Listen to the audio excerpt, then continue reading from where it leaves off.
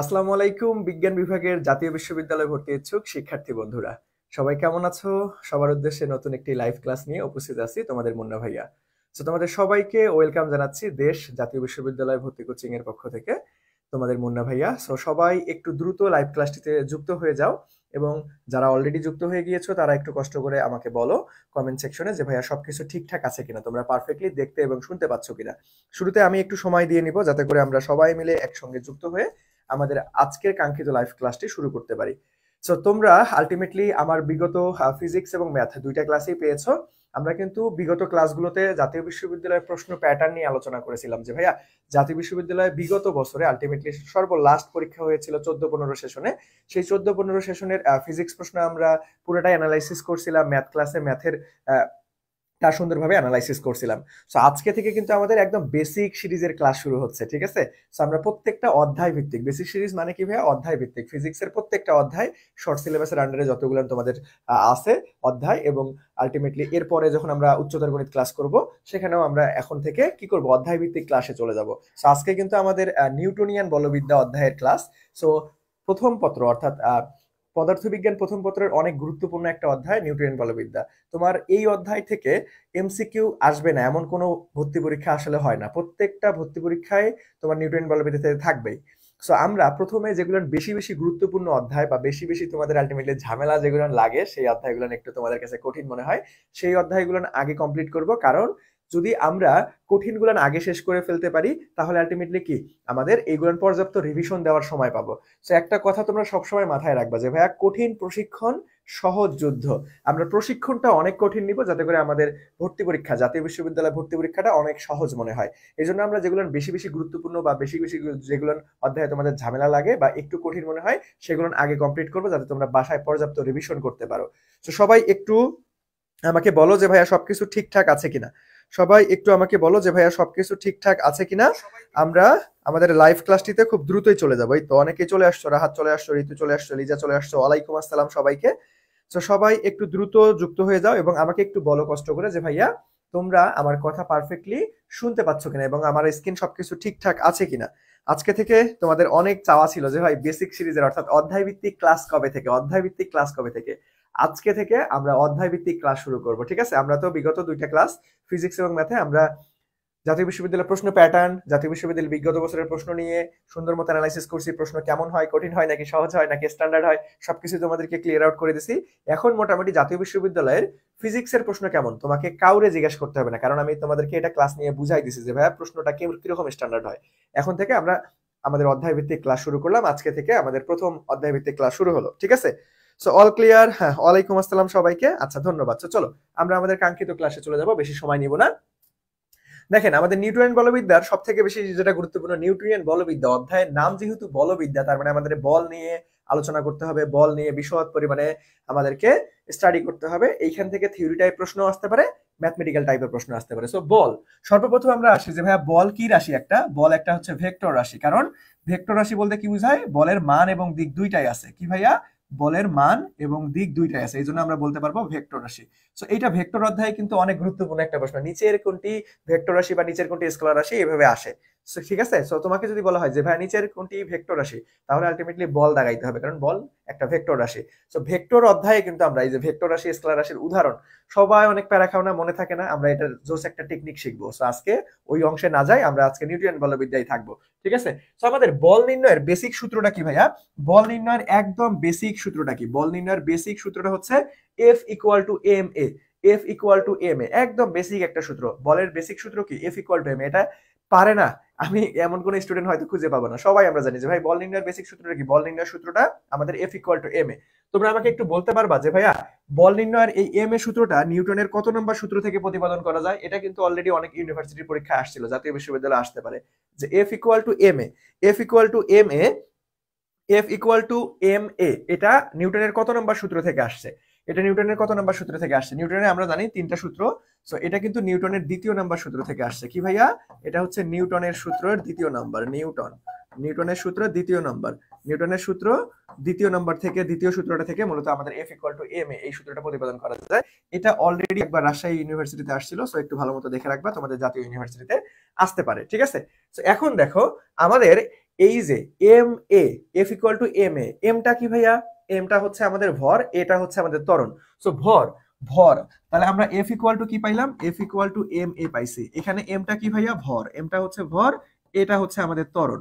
এটা কি ভাইয়া? আমাদের ত্বরণ। এখন ভর, এই ভর কনসেপ্টটা কিন্তু আমাদের, ভর কনসেপ্টটা কিন্তু আমাদের চেঞ্জ হয় না তেমন একটা, ঠিক আছে? সো ভর কখন চেঞ্জ হয়? অভিকর্ষ ত্বরণ যদি আমাদের হচ্ছে ভেরি করে, তখন আমাদের ভর চেঞ্জ হয়ে যাবে। সো নরমালি এইখানকার নিউটনের বলবিদ্যায় বল নির্ণয়ের ম্যাথে কখনোই তোমাকে চাঁদে নিয়ে যাবে না। চাঁদে নিয়ে গেলে অভিকর্ষ ত্বরণ চেঞ্জ হয়ে যাবে, পৃথিবীর তুলনায় 1/6 অংশ হয়ে যায়। সো তখন কিন্তু আমাদের ভর চেঞ্জ হয়। সো নিউটনের বলবিদ্যায় এরকম কোনো ম্যাথ আসবে না ভাই চাঁদে নিয়ে গেছে এখন বল কত, ঠিক আছে? এরকম কোনো ম্যাথ আসবে না। সো আলটিমেটলি আমাদের নিউটনিয়ান বলবিদ্যায় এই ভরটা না স্থির থাকবে, অর্থাৎ নো চেঞ্জ, পরীক্ষার প্রশ্নে স্থির থাকবে। এখানে অভিকর্ষ ত্বরণ দিয়ে কোনো কাহিনী দিবে না। অভিকর্ষ ত্বরণ, অভিকর্ষ মহাকর্ষ অভিকর্ষ অধ্যায়ে কিন্তু এই যে মনে করো আলটিমেটলি ভর চেঞ্জের কনসেপ্টটা আসে, নিউটন বলবিদ্যা থেকে আসবে না। তার মানে ভর কোনো চেঞ্জ হবে না, ভর হচ্ছে নো চেঞ্জ। ভর কি ভাইয়া? ভর নো চেঞ্জ। চেঞ্জ হবে কি বা ঝামেলা লাগবে কি? ত্বরণ। এইটা হচ্ছে আমাদের এইখানে বিভিন্ন কন্ডিশন ভেদে চেঞ্জ হবে। বিভিন্ন কন্ডিশন ভেদে কি হবে ভাইয়া? আমাদের ত্বরণটা কিন্তু চেঞ্জ হবে। বিভিন্ন কন্ডিশন ভেদে কি হবে? ত্বরণ চেঞ্জ হবে। বিভিন্ন কন্ডিশন ভেদে ত্বরণটা মূলত আমাদের চেঞ্জ হয়। বিভিন্ন কন্ডিশন ভেদে কি হয়? ত্বরণ চেঞ্জ হয়, ঠিক আছে? এখন ত্বরণের কয় ধরনের সূত্র আছে? তুমি যদি ত্বরণের মোটামুটি সকল সূত্র জানতে পারো, তাহলে তোমার বল নির্ণয়ের ম্যাথে কেউ আটকাইতে পারবে না। বল নির্ণয় করার ম্যাথে কেউ আটকাইতে পারবে না। তাহলে ত্বরণ নির্ণয়ের মোট কয়টা সূত্র আছে? আমরা সবাই বেসিক সূত্র জানি, যে ভাই আদিবেগ শেষ বেগ এবং সময় থাকলে V minus U divided by T, ঠিক আছে? তো এখন ত্বরণ নির্ণয়ের এছাড়াও আর কতগুলো সূত্র আছে, চলো সেগুলো শিখে ফেলি। যদি ত্বরণ নির্ণয়ের সকল সূত্র তুমি মাথায় রাখতে পারো, বল নির্ণয়ের আমি কথা দিচ্ছি কোনো ম্যাথে তোমাকে কেউ আটকাইতে পারবে না। তো দেখেন ত্বরণ নির্ণয়ের মোট 6টা সূত্র আছে। কয়টা ভাইয়া? ত্বরণ নির্ণয়ের মোট 6টা সূত্র আছে। এই 6টা সূত্র যদি আমরা মাথায় রাখতে পারি, তাহলে আর কোনো ঝামেলা হবে না, কখনোই আর কোনো ঝামেলা হবে না। সেটা কি ভাইয়া? দেখো, আমাদের A equal to DV divided by DT লেখা যায়। তার মানে আমরা বেগের সমীকরণকে একবার ডিফারেন্সিয়েট করলে ত্বরণ পাবো। বেগের সমীকরণকে একবার ডিফারেন্সিয়েট করলে ত্বরণ পাবো, ঠিক আছে? আবার তোমাকে যদি সরণের সমীকরণ দেওয়া থাকে ভাইয়া, তখন কি হবে? A equal to D square S divided by DT square. এটাও কিন্তু অনেক গুরুত্বপূর্ণ একটা কনসেপ্ট। এটা আমাদের ম্যাথের সমতলে বস্তুকণার গতি অধ্যায়েও আসতে পারে, আবার নিউটন বলবিদ্যাও আসতে পারে। তাহলে দেখেন, সরণ, এই এস মানে কি ভাইয়া? এস মানে হচ্ছে সরণ, আর ভি মানে কি? বেগ। সরণের সমীকরণ দেওয়া থাকলে আমাদের ত্বরণ বের করতে হলে দুইবার ডিফারেন্সিয়েট করতে হবে। আবার যদি বেগের সমীকরণ থাকে, তাহলে আমাদের একবার ডিফারেন্সিয়েট করলে ত্বরণ হয়ে যাবে। ওকে, তারপরে দেখেন আলটিমেটলি আমাদের A equal to V minus U divided by T, একদম বেসিক সূত্র। এখন যদি আমাদের আদিবেগ শেষ বেগ এবং সময় না থেকে সরণ দেওয়া থাকে, তখন আমরা কি করব? A equal to V square minus U square divided by 2s, এই সূত্র আমরা ফেলাই দেব। এই সূত্রটা কই থেকে পাইলাম ভাইয়া? এই সূত্রটা কই থেকে পাইছি? এই সূত্রটা মূলত পেয়েছি হচ্ছে V square equal to U square plus 2as, এই সূত্র থেকে। সো আমরা যদি আদিবেগ শেষ বেগ এবং সময় না থেকে সরণ দেওয়া থাকে, তাহলে V square minus U square divided by 2s, এবং আদিবেগ শেষ বেগ এবং সময় দেওয়া থাকলে V minus U divided by T. আবার দেখো, গুরুত্বপূর্ণ একটা কনসেপ্ট, যে ভাই তম সেকেন্ড যদি পরীক্ষার প্রশ্নে বলা থাকে, যে ভাইয়া তম সেকেন্ড কি ভাইয়া? তম সেকেন্ড কি ভাইয়া? তম সেকেন্ড যদি বলা থাকে, দেখেন তম সেকেন্ড বলতে কি থার্ড সেকেন্ড এরকম বলা থাকবে, থার্ড সেকেন্ড বা ফিফথ সেকেন্ড এরকম বলা থাকবে, ঠিক আছে? এটাকে তম সেকেন্ড, যদি তম সেকেন্ড বলা থাকে, তাহলে ত্বরণ নির্ণয়ের একদম স্পেশাল একটা সূত্র আছে, সেটা হচ্ছে আমাদের A equal to S two divided S two minus S one divided by T two minus T one, অর্থাৎ দ্বিতীয় সরণ মাইনাস প্রথম সরণ ডিভাইডেড বাই দ্বিতীয় সময় মাইনাস প্রথম সময়। আবার আদিবেগ যদি শূন্য হয় ভাইয়া, তাহলে কিন্তু আরো একটা সূত্র আমরা লিখতে পারবো, A equal to 2s divided by T square, A equal to 2s divided by T square. এই সূত্রটা কই থেকে আসলো ভাইয়া? এই সূত্রটা মূলত আসছে S equal to U T plus half A T square থেকে, ঠিক আছে? তো আমাদের যেহেতু আদিবেগ শূন্য, তার মানে এই পুরোটাই আমাদের শূন্য হয়ে যাবে। তাহলে আমরা এই পাশে আর করে দিয়ে গুণ করে দিয়ে A equal to 2s divided by T square বলতে পারবো। তাহলে মোটে কয়টা সূত্র শিখলাম দেখো তো ভাইয়া? যে একটা, দুইটা, দেখেন একটা, দুইটা, তিনটা, চারটা, পাঁচটা, এই 6টা। তোমার যদি ত্বরণ নির্ণয়ের ভাইয়া এই 6টা সূত্র জানা থাকে, তাহলে আর কোনো ঝামেলা হবে না ইনশাআল্লাহ। যে কোনো প্রশ্ন আসুক না কেন, যেমনই ঘুরে পেছে আসুক না কেন, তুমি পারবা। এখন কথা হচ্ছে ভাই এতগুলো সূত্র শিখাইলেন, কখন কোনটা সূত্র ইউজ করবো এটা তো আমি পারি না। এটা তো আমি পরীক্ষার হলে গিয়ে ভাবাচেকায় পড়ে যাই, ভাই কখন কোন সূত্র ইউজ করবো। সকল সূত্র মনে আছে, কিন্তু আমাদের কখন কোন সূত্র ইউজ করতে হবে, কখন কোন সূত্র ইউজ করতে হবে, এটাই নিয়ে ঝামেলা, এটা নিয়ে ঝামেলা, তাই না? কখন কোন সূত্র ইউজ করতে হবে এটা নিয়ে আমরা ঝামেলায় পড়ি। তো দেখেন, কখন কোন সূত্র ইউজ করবে এটা সবসময় তোমাকে প্রশ্ন বলে দিবে। প্রশ্নে যদি আমাদের আদিবেগ শেষ বেগ এবং সময় থাকে, তাহলে V minus U divided by T, আদিবেগ শেষ বেগ সরণ থাকলে V square minus U square divided by 2s, তম সেকেন্ড বলা থাকলে s2 minus s1 divided by t2 minus t1, আবার সরণের সমীকরণ দেওয়া থাকলে d square s divided by dt square. এখন মানে প্রশ্নে তোমাকে কিওয়ার্ড বুঝতে হবে, প্রশ্নে কি কি উপাদান দেওয়া আছে, প্রশ্ন উপাদান দেখে আমাদেরকে সিলেক্ট করতে হবে যে ভাইয়া আমাদের কোন সূত্রটা অ্যাপ্লাই হবে, আমাদের কোন সূত্রটা অ্যাপ্লাই হবে। বুঝা গেল? প্রশ্ন দেখে আমাদেরকে বুঝতে হবে, প্রশ্ন দেখে আমাদেরকে বুঝতে হবে। ওকে, আচ্ছা, এখন এইখান থেকে বাতাসের বাধা দিয়ে একটা কনসেপ্ট আসতে পারে। এইটা যদি প্রশ্ন একটু কঠিন হয়ে যায় ভাইয়া, তাহলে এই কনসেপ্ট থেকে পরীক্ষায় বারবার পরীক্ষায় প্রশ্ন আসে। তো চলেন আমাদের বাতাসের বাধা, ধরেন আমি একটা উদাহরণ দেই, সেটা হচ্ছে তোমাকে একটা, ধরেন এই যে একটা আমাদের বাসা, এই বাসার একটা ছাদ থেকে একটা বস্তু আছে, এই বস্তুটাকে ধরেন আপনাদের ফেলাই দিছে। এখন নিচে কি আমাদের বায়ুমণ্ডল আছে, তার মানে বায়ুতে বাতাস আছে, তাহলে বাতাস এই বস্তুটা যখন নিচে ফেলাই দিবে তখন বাতাস কি করবে, একটা বাধা প্রদান করবে না? যখন নিচের দিকে পড়বে ভাইয়া তখন বাতাসটাকে একটা বাধা প্রদান করবে। তো এরকম যদি কনসেপ্টটা হয় যে ভাইয়া একটা বস্তুকে আমরা সার্টেন একটা উচ্চতা, বাসার ছাদ হোক বা যে কোনো একটা সার্টেন উচ্চতা থেকে ফেলাই দিছি, নিচে বাতাসের বাধা যদি আমাদের পরীক্ষার প্রশ্নে দেওয়া থাকে, এইখানে যদি তোমাকে ত্বরণ বের করতে বলে, তাহলে এই সূত্রটা আমরা একটু মনে রাখবো যে ভাইয়া বল ইকুয়াল টু ওজন মাইনাস বাধা, বল ইকুয়াল টু ওজন মাইনাস বাধা।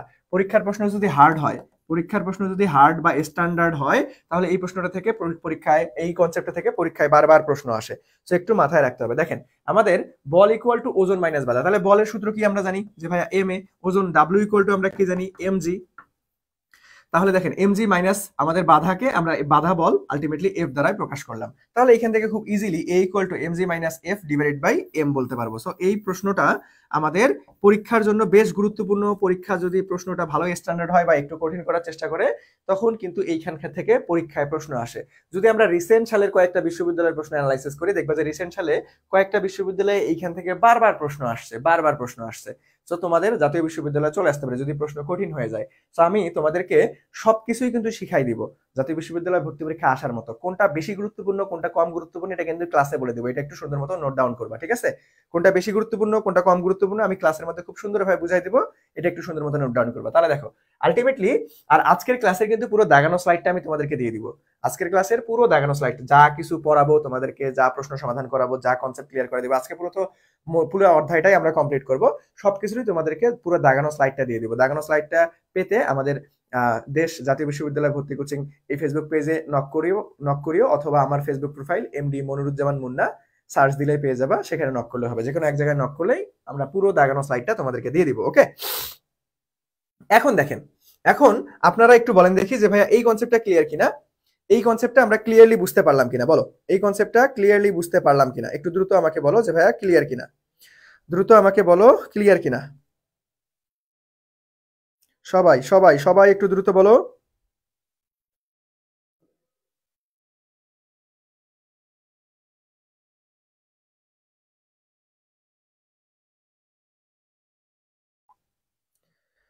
সবাই একটু দ্রুত আমাকে বলো যে ভাইয়া এতটুকু ক্লিয়ারলি আমরা বুঝতে পারলাম কিনা,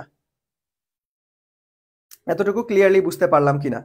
ফাহমিদা ভাইয়া ক্লাসে দেরি করে আসছেন, আবার বুঝাই দিব? কই থেকে বুঝাই দিব?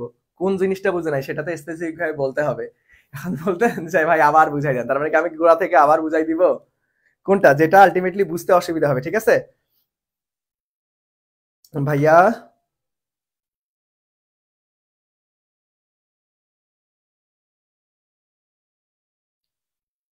আচ্ছা ঠিক আছে, দিয়ে দিব না আমি।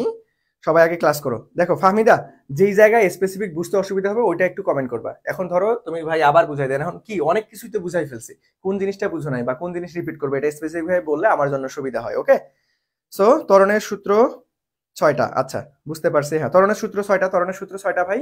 আলটিমেটলি দেখো আমি যেহেতু, দেখো ক্লাসে কেউ দেরি করে আসবে না, ঠিক আছে? আমাদের মাঝে মাঝে আসতে একটু লেট হইতে পারে, ঠিক আছে? তোমাদের বড় ভাইয়া মানুষ বা শিক্ষক মানুষ, একটু মাঝে মাঝে লেট হইলে একটু ক্ষমা সুন্দর দৃষ্টিতে দেখবা। তোমরা একটু অ্যাটেন্টিভ থাকবা, ঠিক আছে? 9টার মধ্যে ক্লাস, 9টা মাঝে মাঝে 5-7 বাজতে পারে, বাট তোমরা একদম ক্লাস শুরুতেই তোমরা ঢুকে পড়বা, ঠিক আছে? লেট করিও না, কারণ একটা ক্লাসে যখন কনসেপ্ট পড়াই ফেলবো আবার ওই কনসেপ্টটা যখন রিপিট করবো, অন্যান্য স্টুডেন্ট বিরক্ত হয়ে যায় যে ভাই এটা তো বুঝছি আবার কেন পড়াচ্ছেন, ঠিক আছে? তো তোমরা একটু অ্যাটেন্টিভ থাকবা। ওকে, সো দেখো ত্বরণ নির্ণয়ের আমাদের 6টা সূত্র আছে। এখন কখন কোন সূত্র ইউজ হবে এটা কে বলে দিবে? প্রশ্ন বলে দিবে। ধরেন প্রশ্নে আদিবেগ, শেষবেগ এবং সময়ের মান দেওয়া আছে, তাহলে কি হবে? V minus U divided by T. আবার ধরেন একটা বেগের সমীকরণ দেওয়া আছে, তখন আমরা কি করব? A equal to DV divided by DT, অর্থাৎ বেগকে একবার ডিফারেন্সিয়েট করলেই ত্বরণ পাওয়া যায়। আবার ধরেন সরণের সমীকরণ দেওয়া আছে, তাহলে আমরা কি করব? যে ভাইয়া D square S divided by DT square, তার মানে সরণকে দুইবার ডিফারেন্সিয়েট করলে ত্বরণ পাওয়া যায়। আবার ধরেন আদিবেগ, শেষবেগ এবং সরণ দেওয়া আছে, তখন আমরা কি করব? V square minus U square divided by 2s, এই সূত্র ফেলাবো। মানে কেমনে বুঝতেছি? পরীক্ষার প্রশ্নে কিন্তু উপাদান দেওয়া থাকবে যে কে কে মান দেওয়া আছে, কার কার মান দেওয়া আছে, ওই অনুযায়ী তোমাকে সূত্র সিলেক্ট করতে হবে। তখন সেকেন্ড বলা আছে s2 minus s1 divided by t2 minus t1। আবার ধরেন আদিবেগ শূন্য দেওয়া আছে এবং আলটিমেটলি তোমাকে স্মরণ এবং সময় দেওয়া আছে, তাহলে a equal to 2s divided by T square সূত্র বসাই দিব।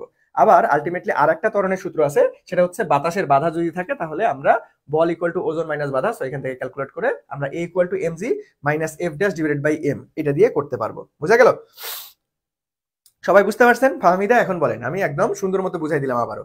তার মানে কোন সূত্র দিয়ে আমাদের প্রশ্ন সমাধান করতে হবে, এটা পরীক্ষার প্রশ্নর উপাদান বলে দিবে যে কার কার মান দেওয়া আছে, কার কার। একটু পরে আমরা প্রত্যেকটা কনসেপ্ট থেকে প্রশ্ন সমাধান করব, টেনশনের কোনো কারণ নাই ভাইয়া, জাস্ট বেসিক ক্লিয়ার করে দিব, অ্যাপ্লাই করতে হয় কিভাবে শিখাবো না এটা না, আমি প্রত্যেকটা কনসেপ্ট শিখাবো এবং প্রত্যেকটা কনসেপ্টের আলোকেই ম্যাথ সমাধান করাই দিব, কোনো প্যারা নাই। মুন্না ভাইয়া তো তোমাদের সাথে আসি, তাই না?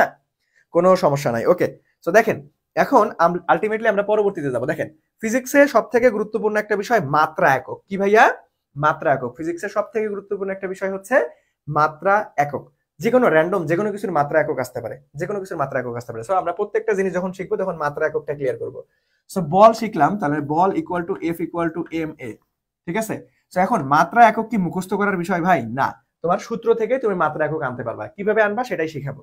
তার আগে একটা নোট করে দিই তোমাদেরকে, মাত্রা একক থেকে একটা বিষয় না জানলেই নয় যে ভাইয়া বিভিন্ন কন্ডিশন ভেদে আমাদের একক কিন্তু চেঞ্জ হইতে পারে, মানে একটা জিনিসের একক অনেকগুলান হইতে পারে, একটা জিনিসের একক অনেকগুলান হইতে পারে, কিন্তু মাত্রা মাত্রা কিন্তু ভাই ফিক্সড, মাত্রা ফিক্সড, মাত্রা জীবনেও চেঞ্জ হয় না, মাত্রা ফিক্সড, মাত্রা জীবনেও চেঞ্জ হয় না, মাত্রা ফিক্সড ভাইয়া, মাত্রা জীবনেও চেঞ্জ হয় না। ওকে, এইটা একটু মনে রাখবেন, এটা আমি একটু পরে তোমাদেরকে উদাহরণ দিয়ে বুঝাই দিব, ঠিক আছে? মাত্রা জীবনেও চেঞ্জ হয় না, একক বিভিন্ন কন্ডিশন ভেদে বা বিভিন্ন সূত্র ভেদে চেঞ্জ হইতে পারে।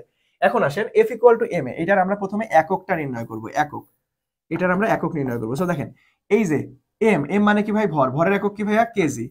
এ মানে কি? ত্বরণ, ত্বরণের একক কি ভাইয়া? MS inverse 2। তার মানে আমরা এটা কার একক পাইলাম?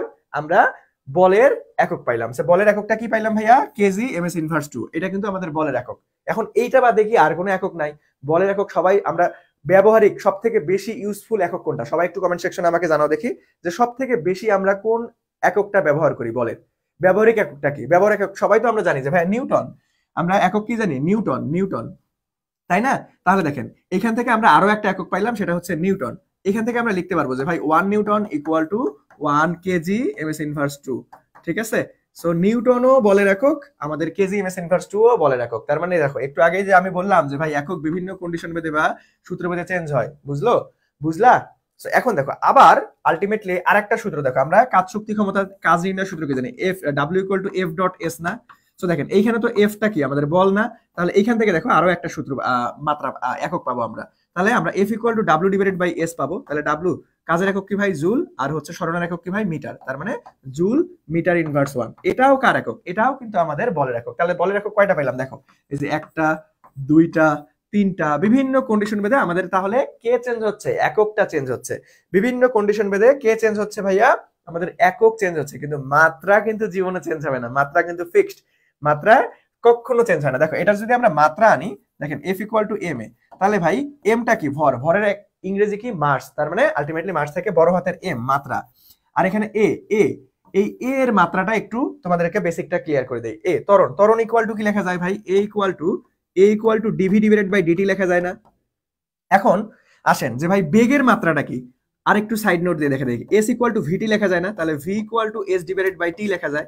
তাহলে এস এর মাত্রা কি ভাই? বড় হাতের এল মানে লেন্থ, সেখান থেকে আমাদের বড় হাতের এল, টি মাত্রা বড় হাতের টি, তার মানে এল টি ইনভার্স 1। দেখো টি যেহেতু নিচের এই জন্য টি ইনভার্স 1 হইলো। তাহলে বেগের মাত্রা কি পাইলাম? এল টি ইনভার্স 1। তো এখানে বসাই দাও যে ভাই এল টি ইনভার্স 1, আর নিচে তো ডিটি, তার মানে সময়ের একক টি, তার মাত্রা টি, তার মানে এল টি ইনভার্স 2 পাচ্ছে। এটা কার মাত্রা পাইলাম? এটা হচ্ছে ত্বরণের মাত্রা পাইলাম।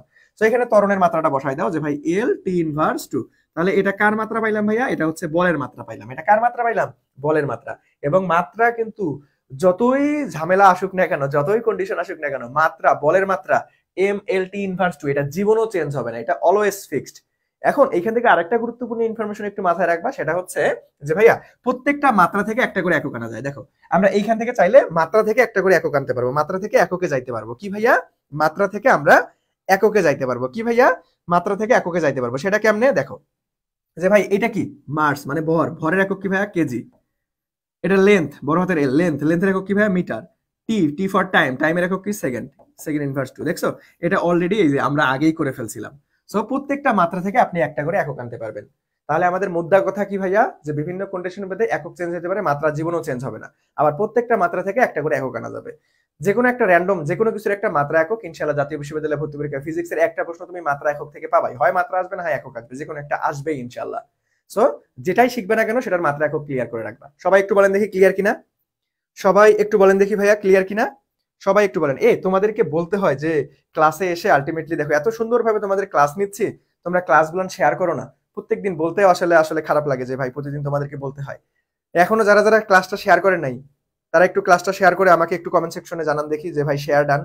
তোমরা আলটিমেটলি ভাইয়ারা তোমাদের জন্য এত কষ্ট করতেছি, কিন্তু তোমরা আমাদের এই ক্লাসগুলো যে সবার কাছে পৌঁছায় যাবে সেটা তোমাদের একটা ছোট্ট হেল্প লাগবে, সেটা জাস্ট একটু শেয়ার করে দিবা বিভিন্ন গ্রুপে, নিজের প্রোফাইলে, সকল বন্ধুদের মেনশন করবা। তোমাদেরকে প্রত্যেকদিন বলে বলে দিতে হয়, এটা কোনো কথা?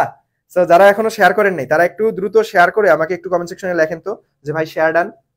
তারা দ্রুত একটু কমেন্ট সেকশনে শেয়ার ডান লিখে শেয়ার করে শেয়ার ডান লেখেন, দেখি কারা কারা আলটিমেটলি শেয়ার করতেছেন আপনারা। আমি কিন্তু নাম পড়বো কমেন্ট সেকশনে। সবাই দ্রুত একটু বলেন যে ভাইয়া শেয়ার করে শেয়ার ডান, শেয়ার করে শেয়ার ডান বলেন। ওকে, ক্লিয়ার, ওকে ধন্যবাদ। সো চলেন তাহলে আমরা নেক্সটে যাব। সো চলেন এখন আমরা যে কনসেপ্টটা পড়বো সেটা হচ্ছে মৌলিক বল। ভাই এখান থেকে থিওরি টাইপ প্রশ্ন আসার সম্ভাবনা 100%। এখান থেকে কি থিওরি টাইপ প্রশ্ন আসার সম্ভাবনা 100%। থিওরি টাইপ প্রশ্ন আসার সম্ভাবনা 100%। এখান থেকে ইনশাআল্লাহ একটা প্রশ্ন কমন পাবা তোমাদের জাতীয় বিশ্ববিদ্যালয় ভর্তি পরীক্ষায়। এই তো ফাহমিদা শেয়ার করছো, ওকে ধন্যবাদ ভাইয়া। বাকি সবাই দ্রুত শেয়ার করে ভাইয়াকে বলেন যে ভাই শেয়ার ডান। বাকি সবাই দ্রুত একটু শেয়ার করে ভাইয়াকে বলেন শেয়ার ডান। আমি কিন্তু সবার কমেন্ট দেখতেছি, দেখি কারা কারা আলটিমেটলি। এই তো রাহাত আলী শেয়ার ডান, ওকে ধন্যবাদ। বাকি সবার কমেন্ট দেখতে চাই। দেখেন এখন দেখেন মৌলিক বল কনসেপ্টটাই আমরা একটু দেখি যে মৌলিক বল মোট কয়টা আছে ভাই? মৌলিক বল মোট 4টা আছে। এটাও পরীক্ষার প্রশ্ন আসে। মৌলিক বল মোট কয়টা? 4টা। এটাও একবার রাজশাহী ইউনিভার্সিটিতে আসছিল, তো জাতীয় বিশ্ববিদ্যালয়ে আসতে পারে। মৌলিক বল মোট কয়টা আছে? 4টা। সেটা কি কি ভাইয়া? মহাকর্ষ বল, তড়িৎচুম্বক বল, সবল নিউক্লিয় বল, দুর্বল নিউক্লিয় বল। সো এখান থেকে কি কি মূলত পরীক্ষায় সব থেকে বেশি আসবে? তোমাদেরকে কোন কণার পারস্পরিক বিনিময়ের কারণে কোন বল উদ্ভূত হয়, এইটা অনেক গুরুত্বপূর্ণ। কোন কণার বিনিময়ের কারণে কোন বল উদ্ভূত হয়, এটা তোমরা অনেকেই মুখস্থ করতে প্যারা খাও যে ভাই আমি তো বারবার পড়ি কিন্তু ভুলে যাই, মুখস্থ তো থাকে না।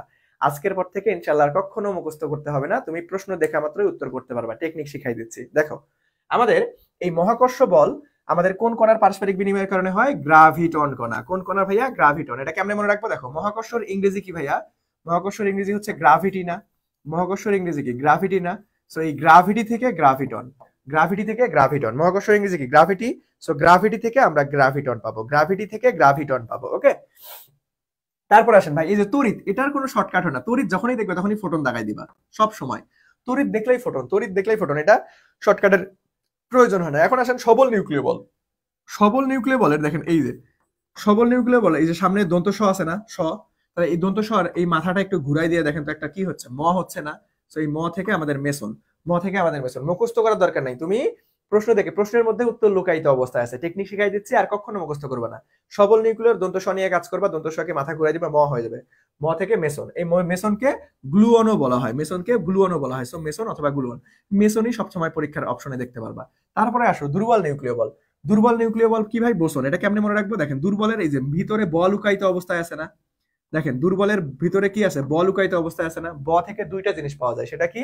ব থেকে একটা হচ্ছে বোসন মানে পারস্পরিক কণাটা, আর 2 নাম্বারটা হচ্ছে বিটা ক্ষয়। একটা উদাহরণ, এটা খুবই গুরুত্বপূর্ণ একটা উদাহরণ যে ভাইয়া বিটা ক্ষয় কোন বলের কারণে হয়, সেটা হচ্ছে দুর্বল নিউক্লিয় বল। তাহলে দেখো আমরা খুব সুন্দর মতো টেকনিক্যালি আমাদের প্রত্যেকটা মৌলিক বলের কোন কণার পারস্পরিক বিনিময়ের কারণে কোন বল উদ্ভূত হচ্ছে আমরা খুব সুন্দর মতো শিখে ফেলছি। যে ভাই মহাকর্ষীয় ইংরেজি গ্রাভিটি থেকে গ্রাভিটন, তড়িৎ দেখা মাত্রই ফোটন দাগাই দিব। সবলের দন্ত স থেকে ম থেকে মেসন, দুর্বলের ব থেকে আমাদের বোসন। আর একটা উদাহরণ হচ্ছে আমাদের বিটা ক্ষয়ের জন্য কোন বল দায়ী? আমাদের হচ্ছে দুর্বল নিউক্লিয় বল। সো এইখান থেকে মূলত দুইটা জিনিসই সব থেকে বেশি লাগে। আমি একটু তোমাদেরকে নোট ডাউন করে দিই। দেখো সব থেকে যে জিনিস না পড়লেই নয়, 3 স্টার টপিক হচ্ছে আমাদের এখান থেকে 1 নাম্বার টপিক হচ্ছে কণা, আর 2 নাম্বার টপিক হচ্ছে ভাইয়া আমাদের উদাহরণ। এইটা থেকে ইনশাল্লাহ প্রশ্ন যদি আসে তাহলে এই দুইটার মধ্যে যে কোনো একটা থেকে আসবে, কণা বা উদাহরণ। ওকে, কণা বা উদাহরণ যে কোনো একটা টপিক থেকে ইনশাল্লাহ চলে আসবে। তাহলে দেখেন আমাদের উদাহরণগুলো ভালো মতো পড়তে হবে। তাহলে আমরা কি শিখলাম? যে ভাইয়া এখান থেকে খুব সহজে আমরা বলতে পারতেছি দুর্বলের ব থেকে দুইটা কনসেপ্ট শিখলাম, সেটা হচ্ছে বোসন এবং বিটা ক্ষয়।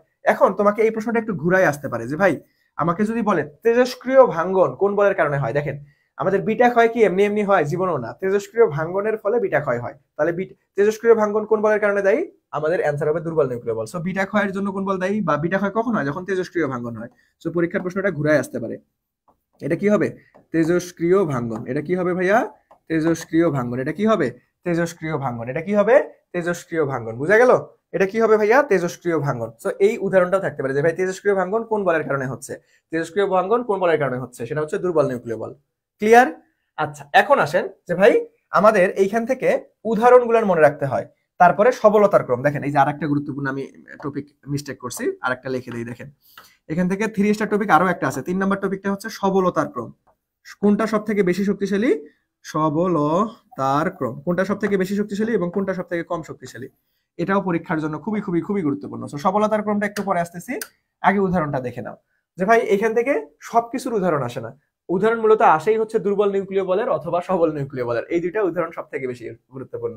ঠিক আছে, উদাহরণ একটু মনে রাখবা যে আলটিমেটলি দুর্বল বা সবল বা তড়িৎ চম্বক আসতে পারে, যে কোনো একটা র্যান্ডম আসতে পারে। উদাহরণটা তেমন একটা বেশি গুরুত্বপূর্ণ না, যে আসবেই আসবেই মূলত হচ্ছে কণা এবং সবলতার ক্রম। উদাহরণটা একটু লেস ইম্পর্টেন্ট, আমি একটু নোট করে দেই কারণ দাগানো স্লাইডটা দিয়ে দিব তোমাদেরকে, তাহলে আলটিমেটলি তোমরা রিভিশন দিতে সুবিধা হবে। ওকে, সো দেখেন আমাদের কি ভাইয়া, আমরা এখান থেকে উদাহরণগুলো একটু লেস ইম্পর্টেন্ট, উদাহরণ দেখে নিব জাস্ট। দেখেন আমাদের দুর্বল নিউক্লিয় বল হচ্ছে আমাদের নিউক্লিয়াসকে গঠন করে আলটিমেটলি দেখেন প্রোটন ও নিউট্রনকে আবদ্ধ করে নিউক্লিয়াস গঠনকারী বল। এটা কিন্তু অনেকবার পরীক্ষায় আসছিল। নিউক্লিয়াস গঠনকারী বলটা হবে সবল নিউক্লিয় বল। নিউক্লিয়াস গঠনকারী বলটা হবে কি ভাইয়া? সবল নিউক্লিয় বল। নিউক্লিয়াস গঠনকারী বল সবল নিউক্লিয় বল। আবার আসেন উদাহরণগুলো দেখি আমরা। সো আলটিমেটলি এই যে তেজস্ক্রিয় ভাঙ্গন, এটা তো আমরা অলরেডি শিখে ফেলছি দুর্বল নিউক্লিয় বলের কারণে। নিউক্লিয়াস গঠনকারী বল আমাদের কি? আমাদের হচ্ছে সবল নিউক্লিয় বল। এবং মহাকর্ষ বলের উদাহরণ কি? দেখেন গ্রহ সমূহ পৃথিবীর চারিদিকে ঘোরে। গ্রহ সমূহ পৃথিবীর চারিদিকে ঘোরে, এটা কার উদাহরণ? গ্রহ সমূহ পৃথিবীর চারিদিকে ঘোরে, এটা হচ্ছে মহাকর্ষ বলের উদাহরণ। এখন আসো তড়িৎ চুম্বক বলের। তড়িৎ চুম্বক বলের উদাহরণ কিন্তু অনেকগুলান। তড়িৎ চুম্বক বল, তড়িৎ চুম্বক বলের উদাহরণ কিন্তু ভাইয়া অনেকগুলান। তড়িৎ চুম্বক বলের উদাহরণ কিন্তু ভাই অনেকগুলান। সেটা কি কি ভাইয়া? দেখো স্থিতিস্থাপক বল, আণবিক বল, রাসায়নিক বিক্রিয়া, ঘর্ষণ বল, স্পর্শ বল, স্প্রিং বল। এই কয়েকটাই তোমাকে একটু কষ্ট করে মনে রাখতে হবে। সো এটা তো মনে রাখা একটু টাফ, কারণ অনেকগুলো উদাহরণ। আমরা তো আগে সারেন্ডার ভাই, আমার মুখস্থ বিদ্যা বেশি ভালো না, আমি এগুলো ডিরেক্ট মুখস্থ করতে পারবো না, অনেক ঝামেলা। সো কোনো প্যারা নাই, মুন্না ভাইয়া তো তোমাদের আছে তাই না? তোমাদের তো মুন্না ভাইয়া আছে, সুন্দর মতো টেকনিক্যালি তোমাদের সবকিছু দেখবা যে আমি এমন ভাবে পড়াবো অটোমেটিক মুখস্থ হয়ে যাবে। তো চলেন এই উদাহরণ মনে রাখার জন্য আমরা একটা ট্রিক শিখবো। উদাহরণ মনে রাখার জন্য একটা ট্রিক্স দেখেন, তড়িৎ চুম্বক বল, সকল তড়িৎ চুম্বক বলের উদাহরণ মনে রাখার জন্য একটা ট্রিক শিখতেছি আমরা। সকল তড়িৎ চুম্বক বল উদাহরণ সকল তড়িৎ চুম্বক বল মনে রাখার জন্য আমরা একটা ট্রিক শিখছি, সেটা হচ্ছে ঘোড়ার আসর। সেটা কি ভাইয়া? ঘোড়ার আসর। সকল তড়িৎ চুম্বক বল মনে রাখার জন্য একটা ট্রিক্স, সেটা হচ্ছে কি? ঘোড়ার আসর। সেটা কি ভাইয়া? ঘোড়ার আসর। এখন দেখেন প্রত্যেকটা ওয়ার্ডকে ভাঙাবো, প্রত্যেকটা উদাহরণ চলে আসবে। তো দেখেন এই যে ঘোড়ার, ঘ থেকে আমরা পাবো হচ্ছে ঘর্ষণ, র থেকে আমরা পাবো রাসায়নিক বিক্রিয়া, এই যে আ থেকে, আসরের আ থেকে পাবো আমরা আণবিক বল, দন্ত স থেকে আমরা পাবো হচ্ছে কয়েকটা জিনিস পাবো, স্থিতিস্থাপক বল, স্পর্শ বল, স্প্রিং বল। এটা থেকে মূলত 3টা পাবো। তাহলে দেখেন ঘোড়ার আসর, তাহলে আমরা কিভাবে শিখলাম ভাইয়া? ঘোড়ার আসর। তড়িৎচুম্বক বলের উদাহরণ মনে রাখার টেকনিক ঘোড়ার আসর। ঘ থেকে ঘর্ষণ বল, র থেকে রাসায়নিক বিক্রিয়া, অ থেকে আণবিক বল, দন্ত স থেকে 3টা জিনিস পাবো, স্থিতিস্থাপক বল, স্পর্শ বল, স্প্রিং বল। বুঝা গেল? সবাই একটু বলেন তো দেখি ক্লিয়ার কিনা। তারপরে দেখেন এইখানে আরেকটা আমাদেরকে কনসেপ্ট আছে, এটা একটু ভালো মতো মাথায় রাখতে হবে। একভূত তত্ত্ব। দেখো আমাদের হচ্ছে মৌলিক বল কয়টা? 4টা আছে না? 4টার মধ্যে 2টা বলকে একসাথে করে একভূত তত্ত্ব দিছে, এটাকে বলা হয় আলটিমেটলি একভূত তত্ত্ব। সো একভূত তত্ত্ব কোন 2টা বল একসাথে করছিল? একভূত তত্ত্বে আমাদের দুর্বল নিউক্লিয় বল এবং তড়িৎ চুম্বক বল 2টা একসাথে করছে। কি ভাইয়া? দুর্বল নিউক্লিয় বল এবং তড়িৎ চুম্বক বল। এটা কারা কারা করছে? কোন বিজ্ঞানী? এটাও পরীক্ষায় আসে। কারা কারা করছে ভাই? আব্দুস সালাম ওয়াইনবার্গ এবং গ্লাসো বা গ্লোসো। ঠিক আছে, কারা কারা করছে? আব্দুস সালাম ওয়াইনবার্গ, গ্লাসো বা গ্লোসো। ঠিক আছে, সো এই একভূত তত্ত্ব কোন 2টা বলকে নিয়ে করছে এবং কারা করছে, এটা একটু কষ্ট করে মনে রাখতে হবে। তারপরে আসেন যে ভাইয়া আমাদের সবলতার ক্রম, এটা অনেক বেশি গুরুত্বপূর্ণ এমসিকিউ এর জন্য, এখান থেকে ইনশাআল্লাহ একটা প্রশ্ন চলে আসতে পারে। সো দেখেন সবলতার ক্রমে আমাদের সবথেকে শক্তিশালী বল কোনটা? সবল নিউক্লিয় বল, তারপরে তড়িৎচুম্বক বল, তারপরে দুর্বল নিউক্লিয় বল, তারপরে মহাকর্ষ বল। এখানে অনেকেই ভুল করে যে ভাই দুর্বল নিউক্লিয় বল, যেহেতু নামটা দুর্বল এই জন্য মনে হয় সব থেকে দুর্বল বল দুর্বল নিউক্লিয় বল। এইভাবে দাগানো যাবে না, কিন্তু সব থেকে দুর্বল হচ্ছে মহাকর্ষ বল, সব থেকে শক্তিশালী সবল নিউক্লিয় বল। এবং মহাকর্ষ বল মাধ্যমের প্রকৃতির উপর কিন্তু নির্ভর করে না। এখান থেকে থিওরি টাইপ প্রশ্ন আসতে পারে, একটু দেখে রাখবা।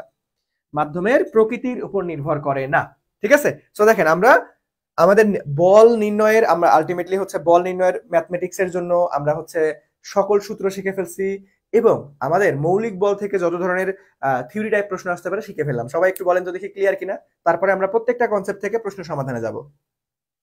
সবাই একটু বলেন যে ভাই আমি এখন থেকে যত কিছু শিখাইলাম একটু বলে ক্লিয়ার কিনা বলেন। এই তো রিমা শেয়ার ডান বলছো, ধন্যবাদ ভাইয়া। সো যারা এখনো ক্লাসটা শেয়ার করেনি, ঠিক আছে, যারা এখনো ক্লাসটা শেয়ার করেনি দ্রুত ক্লাসটা শেয়ার করো। এত সুন্দর ক্লাস, আমি কথা দিচ্ছি তোমাদেরকে, আমি যা পড়াবো ক্লাস থেকে ইনশাল্লাহ ইনশাল্লাহ সর্বোচ্চ সংখ্যক কমন পেয়ে যাবে। ক্লাসের বাইরে কিচ্ছু আসবে না পরীক্ষায়, ক্লাসের বাইরে কিচ্ছু আসবে না। এমন ভাবে ভাইয়ারা অ্যানালাইসিস করে তোমাদের জন্য স্লাইড রেডি করছি, ক্লাসের বাইরে কিচ্ছু আসবে না। তুমি যদি শুধু ক্লাস স্লাইডও পড়ে যাও ইনশাআল্লাহ আলটিমেটলি তোমার ভর্তি পরীক্ষায় একদম ভালো একটা রেজাল্ট আসবে, জাতীয় বিশ্ববিদ্যালয় ভর্তি পরীক্ষায়। বুঝা গেল? তো সবাই একটু বলেন ক্লিয়ার কিনা, সবাই একটু বলেন ক্লিয়ার কিনা। এই স্ক্রিনশট নেওয়ার দরকার নাই, পুরো ক্লাসের দাগানো স্লাইডটা আমি দিয়ে দিব, দাগানো স্লাইড দিয়ে দিব, ঠিক আছে, দাগানো স্লাইড দিয়ে দিব, প্যারা নিও না।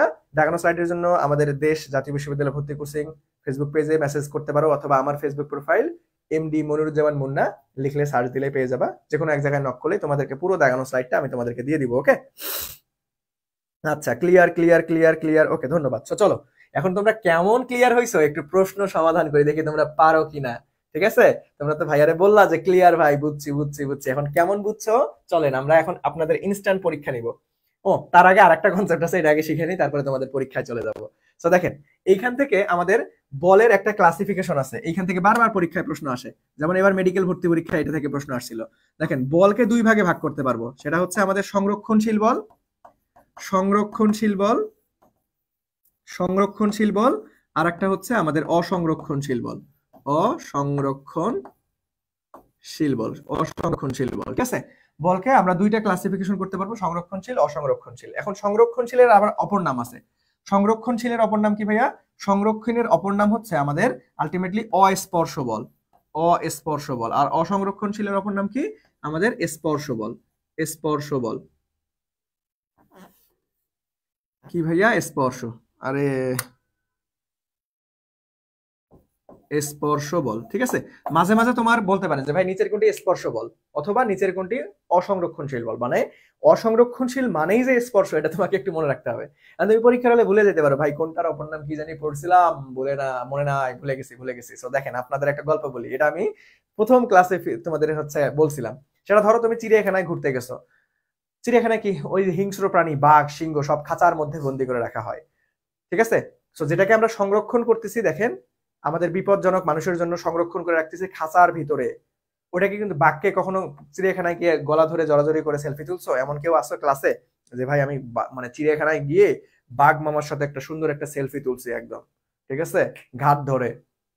এরকম করে কেউ আসছো ক্লাসে? থাকলে একটু জানাও দেখি যে ভাই বাঘের সাথে খুব সুন্দর মতো, বাঘের সাথে খুব সুন্দর মতো ঘাট ধরে একটা ছবি তুলছো, ঠিক আছে? এরকম কেউ আছে? এরকম কেউ নাই কিন্তু। তার মানে যেই প্রাণীকে আমরা সংরক্ষণ করতেছি ভাই ওটা আমার ধরাছোঁয়ার বাহিরে, খাঁচার মধ্যে বন্দি, ওটা কখনো টাচই করতে পারি না, খাঁচার মধ্যে থাকে। তারপরে আবার আর একটা ডিস্টেন্স মেনটেন করে আবার লোহার গ্রিল থাকে, আমরা অনেক দূর থেকে বাঘরে দেখি, কুমিরে দেখি, ভাল্লুকরে দেখি, ঠিক আছে? তো যাকে সংরক্ষণ করতেছি তাকে আমরা স্পর্শ করতে পারতেছি না, তাহলে সংরক্ষণশীলের অপর নাম কি? অস্পর্শ বল। সংরক্ষণশীলের অপর নাম কি? অস্পর্শ বল। আর অসংরক্ষণশীল মানে স্পর্শ বল, এভাবে মনে রাখতে পারো। তো দেখেন এখন আমাদের এখানে উদাহরণগুলো একটু কষ্ট করে মনে রাখতে হবে। কি ভাইয়া?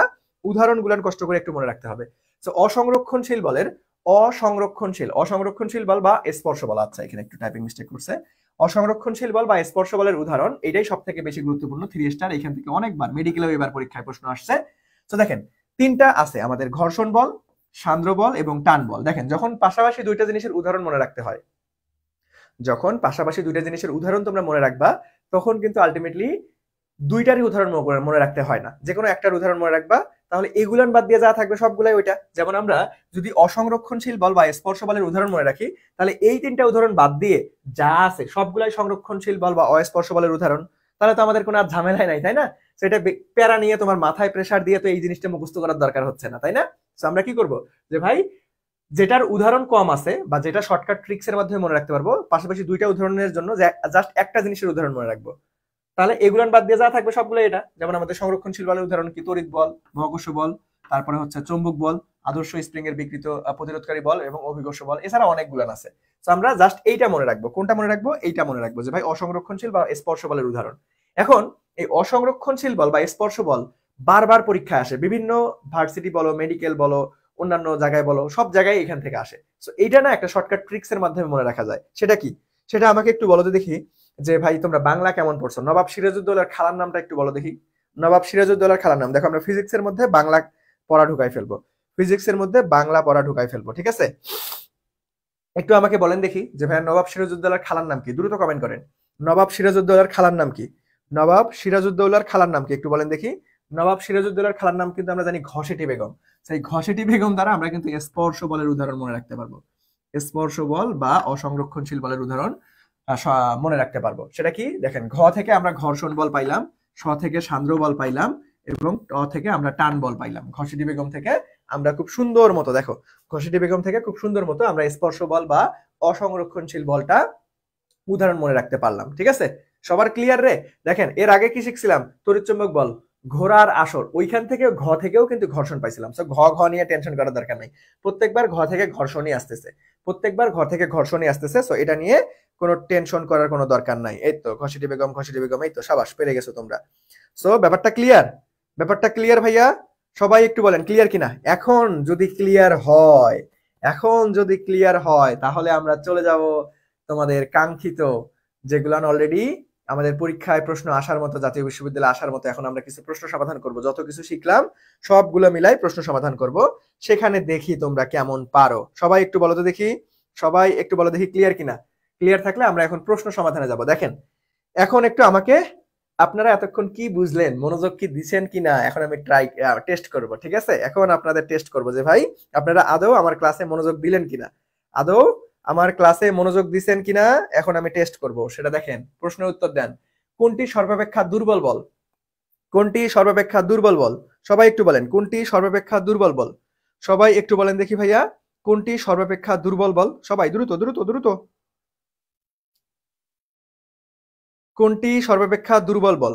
কোনটি সর্বাপেক্ষা দুর্বল বল? একটু বলেন দেখি কোনটি সর্বাপেক্ষা দুর্বল বল। এই তো সবাই পারছো। এখানে আমাদের মহাকর্ষ বল, একটু আগেই তোমাদেরকে শিখাইছি, একটু আগেই শিখেছি। সব থেকে শক্তিশালী কোনটা? সবল নিউক্লিয় বল। সব থেকে দুর্বল কোনটা? মহাকর্ষ বল। চলেন নেক্সটে আসেন।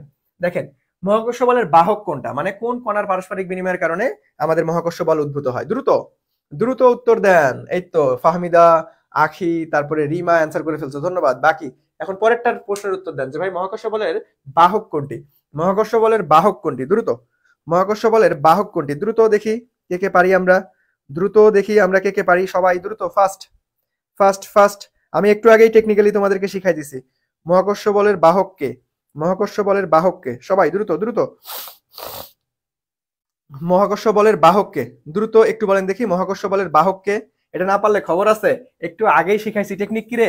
মহাকর্ষর ইংরেজি কি? গ্রাভিটি। মহাকর্ষর ইংরেজি কি? গ্রাভিটি। মহাকর্ষর ইংরেজি কি? গ্রাভিটি।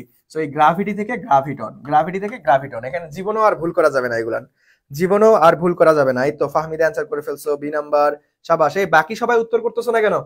এখানে লজ্জা শরমের কিছু নাই, ভুল হলে কোনো সমস্যা নাই, ভাইয়া কোনো বকা দিব না, মারবো না, কিচ্ছু করবো না। তোমরা শেখার জন্য আসছো, যত পারো আমার ক্লাসে ভুল করো, যাতে এই ভুলগুলো তোমার জাতীয় বিশ্ববিদ্যালয়ে ভর্তি পরীক্ষায় রিপিট না হয়। বুঝা গেল? যত পারো ক্লাসে ভুল করতে পারো, কোনো প্যারা নাই, বাট এই ভুল যখন পরীক্ষার হলে যাতে না হয়, এই জন্য আমি তোমাদেরকে যত ভুল করো তাহলে ওই কনসেপ্টটা ক্লিয়ার করাই দিব। এই জন্য ফ্র্যাঙ্কলি একদম কমেন্ট করবা, ভুল হলে কোনো প্যারা নাই, ঠিক আছে? এখানে ভুল করলে যে আলটিমেটলি তোমার জরিমানা ধরবো, তোমাকে বকা দিব, বিষয়টা এমন না। ওকে, আচ্ছা। এই তো সবাই অ্যান্সার করছো, হৃদয় অ্যান্সার করছো, ঋতু অ্যান্সার করছো, ঠিক আছে। আচ্ছা, আখি বলছো ভাই আমি 5 মিনিট ক্লাস পাই নাই। কোনো সমস্যা নাই, আমরা ক্লাসটা যখন শেষ করব, ক্লাসটা শেষে ক্লাসটা রেকর্ড থাকবে, তুমি ক্লাসটা শেষ করার পরে তুমি প্রথম 5 মিনিট দেখে নিও। ওকে, আচ্ছা চলো নেক্সটে যাবো আমরা, চলো নেক্সটে যাবো। নেক্সট নেক্সট নেক্সট, না পারলে খবর আছে। দেখো কোনটি সংরক্ষণশীল বল নয়? দেখেন এইখানে এই টাইপের প্রশ্নে আমরা সবসময় যেটা ঝামেলা করি কোনটা জানো, যে ভাই এই যে লাস্টে যে নয় কথাটা বলা আছে এটা খেয়াল করি না। এটা খেয়াল করতে হবে, মাঝে মাঝে তাড়াহুড়া করে পড়তে, আরে নিচের কোনটি সংরক্ষণশীল বল, ভাইবা দাগাই দিই, এটা করা যাবে না, এটা করা যাবে না, ঠিক আছে? তো দেখেন যদি নয় কথাটা বলা থাকে, একটু ভালো মতো মনোযোগ দিয়ে প্রশ্নটা পড়তে হবে যে ভাই নিচের কোনটি সংরক্ষণশীল বল নয়, নিচের কোনটি সংরক্ষণশীল বল নয়। দেখেন এখন অসংরক্ষণশীল, অসংরক্ষণশীল একটু আগে আমরা কিন্তু বলছি, একটু আগেই বলছি, একটু আগেই বলছি। সবাই একটু উত্তর করেন দেখি। আচ্ছা, হৃদয় 10 জনকে শেয়ার করে দিচ্ছেন। হ্যাঁ ভাইয়ার অন্তরের অন্তরস্থল থেকে আপনাকে ধন্যবাদ। এই হৃদয়ের মতো হন আপনারা সবাই, ঠিক আছে? সকল বন্ধু বন্ধু হইতে হবে প্রকৃত বন্ধুর মতো। আমি চান্স পাবো, বেটা তুই ক্লাস কর, চল একসাথে মিলে চান্স পাবো সবাই, ঠিক আছে? তো বন্ধু হতে হবে আলটিমেটলি বন্ধুর মানে খারাপ সময় আলটিমেটলি যাতে তুমি পাশে থাকতে পারো, বন্ধুর একদম ক্রুশিয়াল সময় যাতে তুমি পাশে থাকতে পারো। এখন এডমিশন ফেজ চলতেছে, এখন ভাই আমি তো ওই বন্ধুর ক্লাস শেয়ার না কইরা নিজে নিজে একাই একটু ক্লাস করে চান্স পাওয়া যায় না, এটা কি প্রকৃত বন্ধুর উদাহরণ? জীবনেও না। তো আলটিমেটলি প্রকৃত বন্ধু মানে কি, তুমি একটা জিনিস উপকারিত হচ্ছ, তাহলে আমি একটু আমার ভালো বন্ধুরা একটু ডাকাই আনি যে আরে জোস ক্লাস হচ্ছে, আয় ক্লাস কর, ঠিক আছে? এটাই হচ্ছে প্রকৃত বন্ধুর উদাহরণ। ওকে, তো সবাই সবাই সবাই কি করবেন, যারা ক্লাসে আছেন সবাই সবার বন্ধুরে ধুমায় মেনশন করেন, সবাই সবার টাইমলাইনে ক্লাসটা শেয়ার করে দেন, যাতে সবাই জানতে পারে যে এত কোয়ালিটিফুল ক্লাস আমরা সম্পূর্ণ ফ্রিতেই তোমাদের জন্য দিচ্ছি। ওকে, সো আলটিমেটলি সবাই সকল বন্ধুদের মেনশন করে দিতে পারেন। আমি আপনাদের একটা কথা দিচ্ছি, আমি মুন্না ক্লাসে যা পড়াবো এইখান থেকে সর্বোচ্চ সংখ্যক তোমরা জাতীয় বিশ্ববিদ্যালয় ভর্তি পরীক্ষায় কমন পাবা। কারণ ভাইয়া কি এমনি বানায় বানায় বলতেছি না, ভাইয়া বিগত 4 বছর থেকে পড়াচ্ছি, আলটিমেটলি ভাইয়া ওই এক্সপিরিয়েন্স থেকেই বলতেছি। বিগত বছরগুলোতে বিভিন্ন জায়গায় ভাইয়ার স্টুডেন্ট চান্স পেয়েছে, তোমরাও ইনশাল্লাহ চান্স পাবা। আমরা তোমাদেরকেও নিয়েও একদিন গর্ব করে বলবো বিভিন্ন জায়গায় যে না আমার অমুক স্টুডেন্ট অমুক জায়গায় আছে, ঠিক আছে? সো ইনশাল্লাহ ভাইয়ার প্রতি বিশ্বাস রেখে ক্লাস করে যাও, স্লাইড ভালো মতো কমপ্লিট করবা, সুন্দর মতো সবকিছু হোমওয়ার্ক কমপ্লিট করবা, দেখবা যে ইনশাল্লাহ তোমার চান্স কেউ ঠেকাতে পারবে না। ওকে, আচ্ছা। হ্যাঁ, ওয়ালাইকুম আসসালাম। কনফিউজড হয়ে গেছেন? ঋতু সব ফ্রেন্ড আর্টসের? আচ্ছা প্যারা নাই, তোমার সায়েন্সের যেগুলো ফ্রেন্ড সেগুলোকে দিও। আচ্ছা তুমি সায়েন্সের পোলা, সরি তুমি আলটিমেটলি কি ঋতু না, তুমি সায়েন্সের হচ্ছে মানুষ, তুমি ফির আর্টসের সবগুলো, তোমার কি সায়েন্সের কোনো বন্ধু না? এটা কেন হইলো? আল্লাহ, তোমার কি বন্ধু কম? আচ্ছা ঠিক আছে, প্যারা নাই, যার যেখানে বন্ধু আছে সেখানে আলটিমেটলি কি করেন, শেয়ার করে দেন বা মেনশন করেন যাতে সবাই আসুক ক্লাসে, ঠিক আছে? আইসা আলটিমেটলি একটু পড়াশোনা করুক ভাই। জাতীয় বিশ্ববিদ্যালয়ের প্রশ্ন আমি কিন্তু বিগত ক্লাসগুলোতে তোমাদের জাতীয় বিশ্ববিদ্যালয়ের প্রশ্ন কিন্তু সমাধান করাইছি। একদম সহজ আসবে না, পানির মতো সহজ আসবে না, বিশ্ববিদ্যালয় স্ট্যান্ডার্ড প্রশ্ন হয়, ঠিক আছে? না পইরা জীবনও চান্স পাওয়া যাবে না। তো দেখেন আমাদের সংরক্ষণশীল বল এবং অসংরক্ষণশীল বল, দেখেন আমরা অসংরক্ষণশীল বল, সংরক্ষণশীল বলের অপর নাম কি ভাই? অস্পর্শ বল। এই প্রশ্নটা এইভাবে আসতে পারতো যে ভাই কোনটি অস্পর্শ বলের উদাহরণ নয়। তাহলে দেখেন অস্পর্শ বল যদি না হয় তাহলে আমাদেরকে এখানে কি যাচ্ছে, এই প্রশ্নটা তারা বুঝাচ্ছে যে ভাই কোনটা স্পর্শ বলের উদাহরণ, কোনটা স্পর্শ বলের উদাহরণ। এখন স্পর্শ বলটা আমরা কি শিখলাম একটু আগেই, নবাব সিরাজউদ্দৌলা ঘসেটি বেগম দ্বারা শিখছি, তাই না? নবাব সিরাজউদ্দৌলার খালার নাম দিয়ে শিখছি, নবাব সিরাজউদ্দৌলার খালার নাম ঘসেটি বেগম দ্বারা শিখছি। তাহলে এই যে দন্ত স থেকে যে আমরা একটা সান্দ্র বল পাই, এটা তো আমাদের স্পর্শ বলের উদাহরণ ভাই। তাহলে কোনটি আমাদের সংরক্ষণশীল বল নয়, অর্থাৎ কোনটি আমাদের স্পর্শ বলের উদাহরণ, সেটা হচ্ছে সান্দ্র বল। তার মানে সি নাম্বারটা ফ্যান্টাস্টিক ভাবে রাইট আনসার। দেখা গেছে? সবাই বুঝছো? সবাই বুঝছি রে? সবাই বুঝছি? এই প্রশ্নটা এইভাবে ঘুরাই পেঁচে আসতে পারে যে ভাই কোনটা নয়, এগুলো একটু ভালো মতো খেয়াল করবা, কোনটা নয় এগুলো একটু ভালো মতো খেয়াল করবা। ওকে, সো এগুলো ভুল করা যাবে না, ভুল করলে কিন্তু মহা বিপদ। তো চলো নেক্সটে আসি, যে ভাইয়া অসংরক্ষণ, এই দেখো আবার আসছে। সবাই উত্তর করো, এখন না পারলে খবর আছে, এখনই করাইছি। সবাই দ্রুত একটু উত্তর করো দেখি ভাইয়া, যে অসংরক্ষণশীল বলের উদাহরণ কোনটা? অসংরক্ষণশীল বলের উদাহরণ কোনটা? সবাই দ্রুত একটু বলো যে ভাইয়া অসংরক্ষণশীল বলের উদাহরণ কোনটা? অসংরক্ষণশীল বলের উদাহরণ কোনটা বলো তো দেখি। এই তো ফাহমিদা, এটা ভাবছিলাম। ভাবা যাবে না, কনফিডেন্সের সহিত উত্তর করতে হবে, ভুল হলে প্যারা নাই, ভাইয়া তো আসি, বেসিক কনসেপ্ট ক্লিয়ার করে দিবা, আর জীবনে ভুল হবে না। ওকে, সো কমেন্ট করবা তোমরা। আলটিমেটলি দেখো অসংরক্ষণশীলের উদাহরণ কোনটি ভাই? একটু আগে তো শিখলাম অসংরক্ষণশীল বল বা স্পর্শ বলের উদাহরণ কি? ঘসেটি বেগম, তার মানে ঘর্ষণ বল, ঘর্ষণ। এ নাম্বারটা রাইট আনসার কি ভাইয়া? এ নাম্বার। এই তো ফাহমিদা অ্যান্সার করে ফেলছো, সাবাস। আমার সঠিক উত্তর হয়েছে ভাইয়া। হ্যাঁ আখি, ধন্যবাদ ভাইয়া। হ্যাঁ ঠিক আছে, ওকে। তো চলেন তাহলে আমরা নেক্সটে চলে যাবো। দেখেন নেক্সটে বিটা ক্ষয় কোন বলের কারণে দায়ী? না পারলে খবর আছে, এগুলো প্রত্যেকটা ধরে ধরে শিখাইছি তোমাদেরকে, প্রত্যেকটা একটু আগে ধরে ধরে শিখাইছি। এই তো রেজওয়ান অ্যান্সার করে ফেলছো, রিমা অ্যান্সার করে ফেলছো, ঋতু অ্যান্সার করে ফেলছো, সাবাস। এটা বলেন বিটা ক্ষয় কোন বলের কারণে দায়ী? বিটা ক্ষয় কোন বলের জন্য দায়ী? বিটা ক্ষয় কোন বলের জন্য দায়ী? একটু বলেন দেখি ভাইয়া, বিটা ক্ষয় কোন বলের জন্য দায়ী? বিটা ক্ষয় দেখেন আমরা কি শিখছিলাম যে ভাই দুর্বল, এই দুর্বলের ব থেকে দুইটা জিনিস শিখছিলাম যে ভাই এক হচ্ছে বোসন, এক হচ্ছে কি ভাইয়া বোসন, দুই নাম্বারটা হচ্ছে বিটা ক্ষয়। আবার এই বিটা ক্ষয় কখন হয়? যখন আমাদের তেজস্ক্রিয় ভাঙ্গন হয়। এই প্রশ্নটা বিভিন্ন রকম ভাবে ঘুরায় পেঁচায় আসতে পারে। সো আলটিমেটলি আমাদের কি ভাইয়া, যে বিটা ক্ষয় কোন বলের কারণে হয়? দুর্বল নিউক্লিয় বল, অর্থাৎ ফ্যান্টাস্টিক ভাবে আমাদের বি নাম্বারটা রাইট আনসার কি ভাইয়া? ফ্যান্টাস্টিক ভাবে আমাদের বি নাম্বারটা রাইট আনসার। বোঝা গেল? এই তো সবাই আনসার করে ফেলছো, ধন্যবাদ। রেজওয়ান আনসার করছো, রিমা আনসার করছো, ঋতু আনসার করছো। এই বাকি সবাই এতজন ক্লাসে কমেন্ট করতেছো, বাট রেগুলার কয়েকজন খালি কমেন্ট করতেছো। ক্লাস তো করতেছো অনেকেই, তোমরা কমেন্ট করতেছো না কেন? তোমরা কি ফোন করে আসছো যে ভাইয়া যাই বলুক না কেন আমরা ক্লাসে কমেন্ট করবো না? ঠিক আছে, ক্লাসে কমেন্ট করতে হবে ভাই। ঠিক আছে, না হলে দেখবা যে এই সিম্পল সিম্পল বিষয়গুলো পরীক্ষার হলে ভুল করে বসে আসো। সো এখন একটু অ্যাপ্রোচ করো, প্র্যাকটিস করো। এটা মনে করো যে আলটিমেটলি একটা মিনি পরীক্ষা, ডেমো পরীক্ষা। আমি ইনস্ট্যান্ট তোমাদের লাইভ এক্সাম নিচ্ছি। এইভাবে তোমরা সিরিয়াসলি ডিল করে পরীক্ষা মানে উত্তরগুলো দিবা। ওকে, আচ্ছা চলো তাহলে আমরা নেক্সটে চলে যাবো ভাইয়া। নেক্সটে চলে যাবো। দেখেন তো নেক্সটে কি বলা আছে, বলের মাত্রা। বলের মাত্রা, আমি বলছিলাম মাত্রা একক থেকে পরীক্ষায় প্রশ্ন আসে।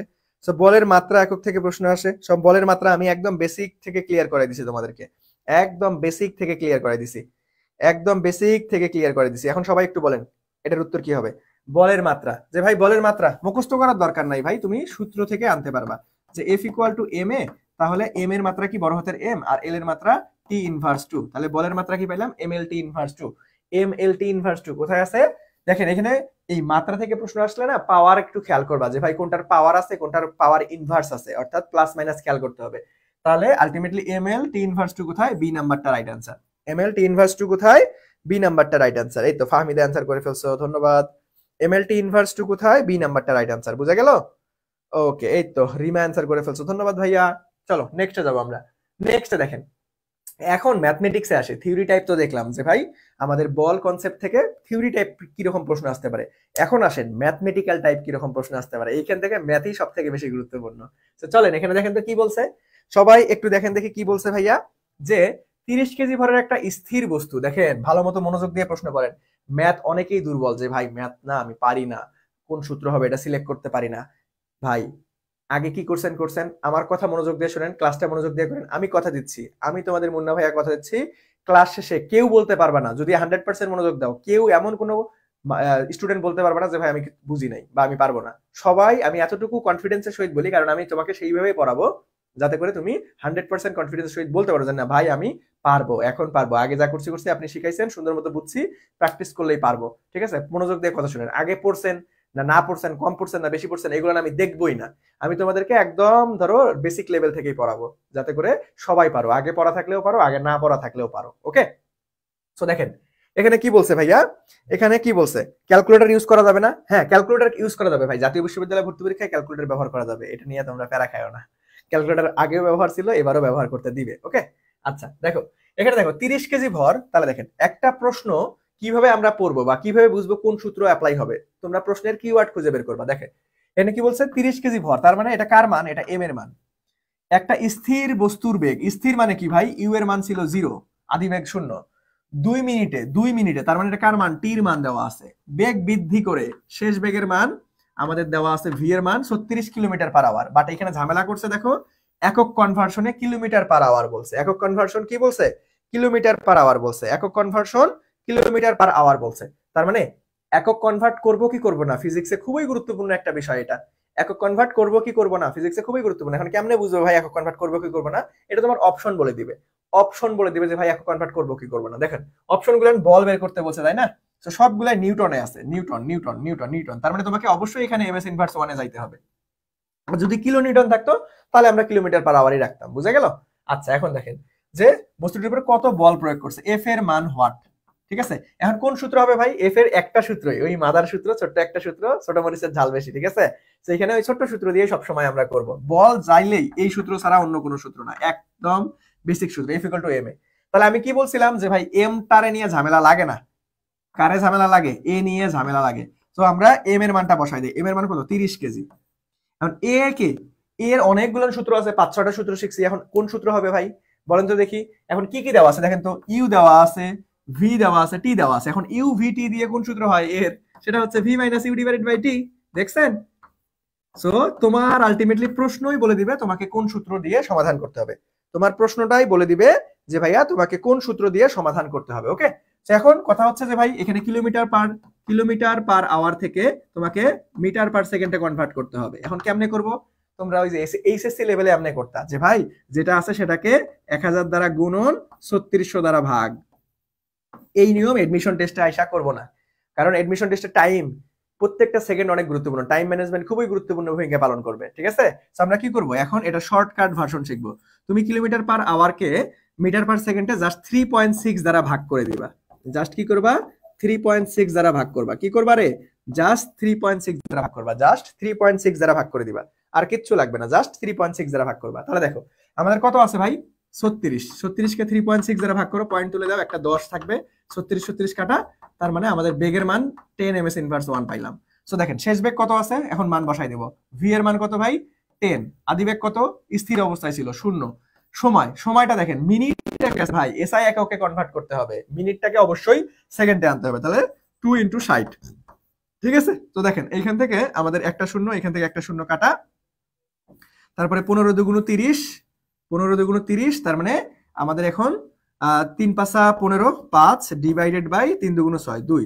তাহলে আমাদের কত আসতেছে রে, 5 কে 2 দ্বারা ভাগ করলে 2.5। সো 2.5 একক হচ্ছে নিউটন। সো 2.5 নিউটন কোথায় আছে, সবাই একটু কমেন্ট সেকশনে আমাকে কমেন্ট করেন দেখি, সবাই একটু কমেন্ট সেকশনে। এই তো ফাহমিদা 3.6 দ্বারা ভাগ, ধন্যবাদ, আমি প্রথম দিন শিখাইছিলাম। সবাই একটু বলেন যে ভাইয়া কোনটা রাইট অ্যান্সার হবে, সি নাম্বার বলে, মাইট দিব রে, মাইট দিব রে জওয়ান, খুব সুন্দর মতো করে দিলাম।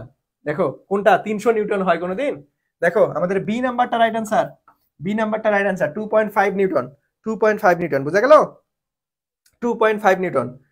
রেজওয়ান কোথায় ভুল করছো ভাইয়া, দেখো যেথায় যে কোনো সমস্যা থাকলে বা বুঝতে অসুবিধা হলে ভাইয়ারে বইলো, ঠিক আছে?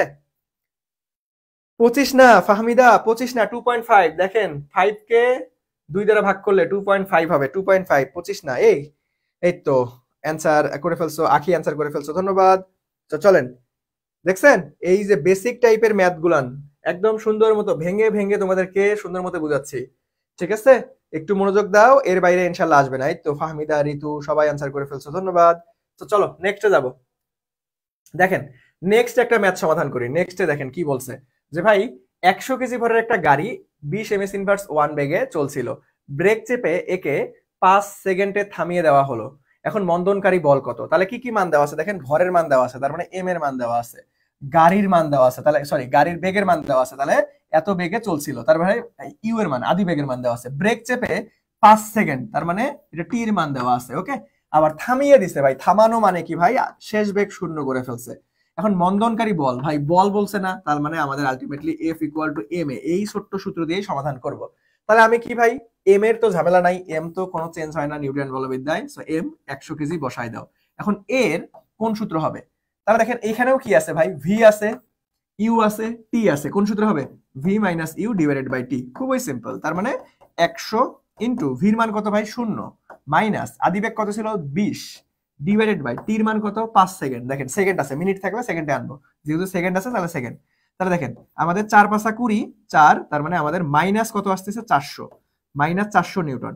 এখন দেখো মন্দনকারী বল বলছে, মন্দনকারী বল, মন্দন মানে নিজেই তো নেগেটিভ, আমাদের উত্তর যখন লিখবো তখন মাইনাস লিখবো না, যেহেতু মন্দনকারী বল অলওয়েজ নেগেটিভ আসবে, এটা আমরা জানি, কারণ মন্দন মানেই নেগেটিভ, তার মানে 400 নিউটন। সো আমাদের উত্তরের সময় কিন্তু মাইনাস নিতে হবে না, মাইনাস মানেই বুঝাচ্ছে যে ভাই এটা মানেই মন্দন ঘটছে, মানে গাড়িটা থেমে গেছে, এটা মানেই মন্দন ঘটছে, মানে থেমে গেছে, এটা বুঝাচ্ছে মাইনাস দ্বারা।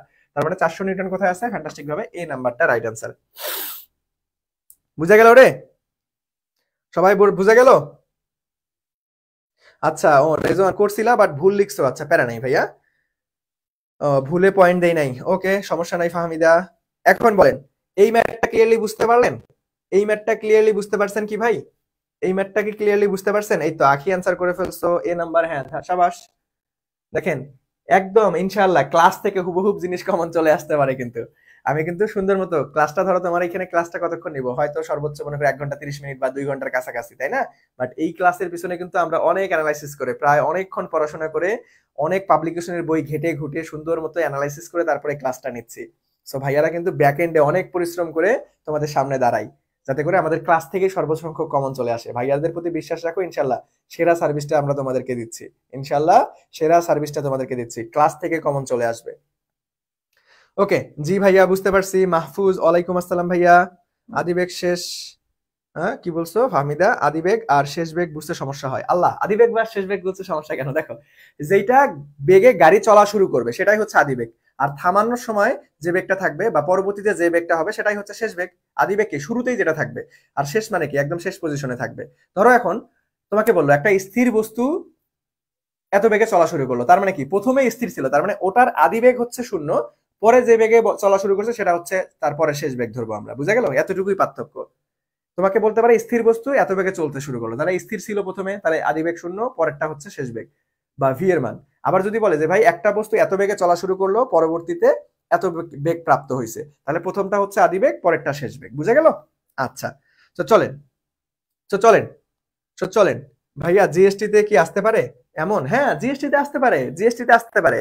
দেখেন, এই ক্লাসগুলো শুধুমাত্র যে জাতীয় বিশ্ববিদ্যালয়ের জন্য লাগবে বিষয়টা এমন না। এই ক্লাসটা তোমরা জাতীয় তোমরা আলটিমেটলি তোমরা আমার ক্লাসটা করো। এখন তোমরা বললে তো বিশ্বাস করো না, ভাই বাড়াই বাড়াই বলতেছে, ভাই চাপা মারতেছে, এরকম মনে করতে পারো। তুমি জাস্ট আমার ক্লাসটা করো, তারপরে তুমি যে কোনো পাবলিকেশনের বই থেকে জিএসটির প্রশ্ন সমাধান করো, অথবা যে কোনো ইউনিভার্সিটির প্রশ্ন সমাধান করো, জাতীয় বিশ্ববিদ্যালয়ের প্রশ্ন সমাধান করো, কোনো জায়গায় আটকাবা না ইনশাল্লাহ, আমি কথা দিচ্ছি। কোনো জায়গায় আটকাবা না, কোনো জায়গায় আটকাবা না। তুমি যে কোনো একটা পাবলিকেশনের বই নিয়ে নিউটন বলবিদ্যার প্রশ্ন সমাধান করো, ইনশাল্লাহ সর্বোচ্চ সংখ্যক তুমি নিজে থেকেই সমাধান করতে পারবা। ওকে, ক্লাসটা মনোযোগ দিয়ে করো, আর ঝামেলা হবে না। ওকে, আচ্ছা, এই তো মাহফুজ, ধন্যবাদ ভাইয়া। আমরা আমাদের পক্ষ থেকে সর্বোচ্চ চেষ্টা করতেছি তোমাদেরকে একদম সুন্দর মতো সাজানো গোছানো কম্প্যাক্ট একটা গাইডলাইনের মধ্য দিয়ে কম্প্যাক্ট ক্লাস দেওয়ার জন্য, যে ভাই যতটুকু শিখাবো ততটুকু যাতে আসে, হাবিজাবি জিনিস শিখাবো না, যেগুলো পরীক্ষায় আসবে না, মাথা গরম করার কোনো দরকার নেই। যেটা শিখাবো সেটা আসবে ইনশাআল্লাহ। ওকে, আচ্ছা চলো নেক্সটে যাবো আমরা। দেখেন, নেক্সটে দেখেন, পরীক্ষার প্রশ্ন যদি কঠিন হয়ে যায়, পরীক্ষার প্রশ্ন যদি কঠিন হয়ে যায় তাহলে এই টাইপের প্রশ্ন আসবে। এই জিএসটির কথা বললাম না, রিসেন্ট সালে জিএসটি তে এই প্রশ্ন আসছে, এই কনসেপ্ট থেকে আসছে। দেখা গেছে যে মান এটাও না থাকতে পারে, বাট এই কনসেপ্ট থেকে জিএসটি তে রিসেন্ট সালে প্রশ্ন আসছিল। সবাই একটু উত্তর করার ট্রাই করেন দেখি ভাইয়া, সবাই একটু উত্তর করার ট্রাই করেন। আচ্ছা, এনইউ এর জন্য কোন, ন্যাশনাল ইউনিভার্সিটির জন্য কোন বই কিনবেন? ন্যাশনাল ইউনিভার্সিটির জন্য মানে অনেক পাবলিকেশন এখন পর্যন্ত বই বের করে নাই, কয়েকটা পাবলিকেশন বই বের করছে। দেখো, আমি তোমাদের জন্য বই কেনার জন্য একটা গুরুত্বপূর্ণ সাজেশন দিই যে কেমনে বই কিনতে হয়, ঠিক আছে? এটা কাউকে জিজ্ঞেস করতে হয় না যে ভাইয়া কোন বই কিনবো। দেখেন, আমি আমার স্টুডেন্ট লাইফে এখন পর্যন্ত যেটা মেনটেন করি বা যেটা আমি বই কেনার সময় যেটা ফলো করি, সেটা আমার লাইফের এক্সপিরিয়েন্স থেকে তোমাদেরকে বলতেছি, তোমাদের কাজে লাগবে। ধরো, আলটিমেটলি তুমি বই কিনতে যাবা, ধরো ন্যাশনাল ইউনিভার্সিটি বই, বাংলাদেশের সব থেকে ভালো ভালো পাবলিকেশন কয়টা আছে সেটা তুমি আগে ফাইন্ড আউট করবা। ধরো আমি তোমার কাজটা সহজ করে দিই, সব থেকে ভালো পাবলিকেশনকে ধরো আলটিমেটলি মনে করে দেখা গেছে যে হচ্ছে জয়কলি আছে, তারপরে হচ্ছে অ্যাসপেক্ট আছে। যেমন আমি জয়কলিতে নিজেই কাজ আলটিমেটলি ক্লাস নেই, ঠিক আছে? তোমরা জয়কলির পেজে গেলেও আমার ক্লাস পাবা। সো আলটিমেটলি জয়কলি পাবলিকেশন আছে, অ্যাসপেক্ট আছে, আরো অনেক অনেক পাবলিকেশন আছে, বাট এই দুইটা মোটামুটি একটু রেনাউন্ড, সব থেকে ভালো, ঠিক আছে? এছাড়াও ছোট ছোট অনেক পাবলিকেশন আছে, এগুলো একটু বড় প্রতিষ্ঠান, অনেক বছর থেকে কাজ করতেছে, মোটামুটি ভালো সাড়া ফেলছে বাংলাদেশে। সো এছাড়াও তোমার অনেক পাবলিকেশন আসতে পারে। তুমি ধরো যেই যেই পাবলিকেশন জাতীয় বিশ্ববিদ্যালয়ের জন্য বই বের করছে, তুমি লাইব্রেরিতে যাবা, বলবা যে জাতীয় বিশ্ববিদ্যালয়ের জন্য আপনার কাছে যত বই আছে সবগুলো একটু বের করেন, আমি বই কিনবো। তো সবগুলো বের করবে, তারপরে তুমি একটু উল্টায় উল্টায় দেখবা যে ভাই আলটিমেটলি এটা হচ্ছে কোনটার ব্যাখ্যা তোমার ভালো লাগতেছে, তুমি কোনটা বুঝতেছো ভালো, তুমি একটু সব বই উল্টায় উল্টায় দেখবা, ঠিক আছে? সব বই উল্টায় উল্টায় দেখবা, তোমার জন্য কোনটা বুঝতে সুবিধা হচ্ছে, কোনটার ব্যাখ্যা সব থেকে তোমার ভালো লাগতেছে, তোমার জন্য কোনটা সব থেকে বইটা ভালো লাগতেছে, তুমি কোনটা বুঝতেছো ভালো, সেই বইটা তুমি কিনবা। আমি বলতেছি না ভাই অমুক বই কেনো, অমুক পাবলিকেশনের বই কেনো, অমুক রাইটারের বই কেনো, না, তুমি নিজে দেখলেই বুঝতে পারবা তোমার জন্য কোনটা পারফেক্ট, তুমি সেটা কিনবা। বুঝা গেল? বুঝতে পারছেন ভাই কিভাবে বই কিনতে হয়? আসলে বই কেনার সময় কারোর জিজ্ঞেস করতে হয় না, তুমি জিজ্ঞেস করতে পারো ভাই কোন বইটা ভালো, ওই বই যে কিনতে হবে এটা এমন কোনো কথা না। তুমি নিজে অ্যানালাইসিস করবা, ভাই তোমার মাথা আছে, মেধা আছে, তুমি নিজে দেখবা, টাকা দিয়ে বই কিনবা, সব বই উল্টায় উল্টায় দেখা তারপরে বই কিনবা, ঠিক আছে? বুঝছো কিভাবে বই কিনতে হয়? বুঝছো কিভাবে বই কিনতে হয়? হ্যাঁ, সমস্যা নাই ভাই, সব বই ভালো, সব বই ভালো।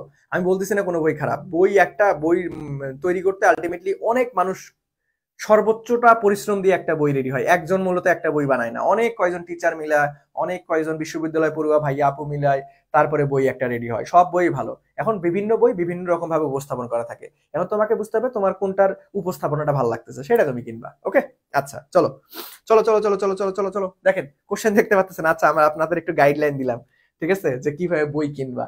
চলো এখন আমরা ক্লাসে ফিরে যাই। চলো দেখো কি বলছে ভাইয়া, কি বলছে একটু দেখেন দেখি। কি বলছে যে ভাই 10 কেজি ভরের পরন্ত একটা বস্তুর ত্বরণ কত যেখানে বাতাসের বাধা। দেখেন, আমি একটু আগেই ক্লাসের শুরুতেই একটা কনসেপ্ট শিখাইছিলাম যে ভাই একটা বস্তুকে সার্টেন একটা উচ্চতা থেকে ফেলাই দিলে যদি বাতাসের বাধা এরকম কনসেপ্ট থাকে, তাহলে একটা স্পেশাল সূত্র আছে। সেটা কি? সেটা হচ্ছে বল ইকুয়াল টু ওজন মাইনাস বাধা। ওজন মাইনাস বাধা। তাহলে বলের সূত্র কি? আমরা F equal to M A জানি, ওজন W equal to M G জানি, আর এখানে বাধাটাকে আমরা এফ বলতে পারতেছি। তাহলে এখান থেকে এ ইকুয়াল টু আমরা M G minus F divided by M. So এখন মান বসাই দাও। এম এর মান কত ভাই? 10 কেজি। জি এর মান 9.8 মাইনাস এফ এর মান কত ভাই? 78 নিউটন বাতাসের বাধা, ডিভাইডেড বাই এম এর মান কত ভাই? 10 কেজি। এখন জাস্ট ক্যালকুলেশন করো। ক্যালকুলেটর ইউজ ভাই আছে জাতীয় বিশ্ববিদ্যালয় ভর্তি পরীক্ষায়। জাতীয় বিশ্ববিদ্যালয়ের ভর্তি পরীক্ষায় ক্যালকুলেটর ইউজ করতে পারবা, সাইন্টিফিক ক্যালকুলেটর ইউজ করতে পারবা। সো ক্যালকুলেশন নিয়ে তোমাদের কোনো প্যারা নাই, ঠিক আছে? এখন ক্যালকুলেট করো, দ্রুত উত্তর করো, আমাকে দ্রুত উত্তর করো। দেখো এটাকে ক্যালকুলেট করলে আমাদের কত আসে, সবাই একটু ক্যালকুলেট করে আমাকে জানাও দেখি। সবার কাছে ক্যালকুলেটর যদি থেকে থাকে তাহলে একটু অ্যান্সার করো আমাকে।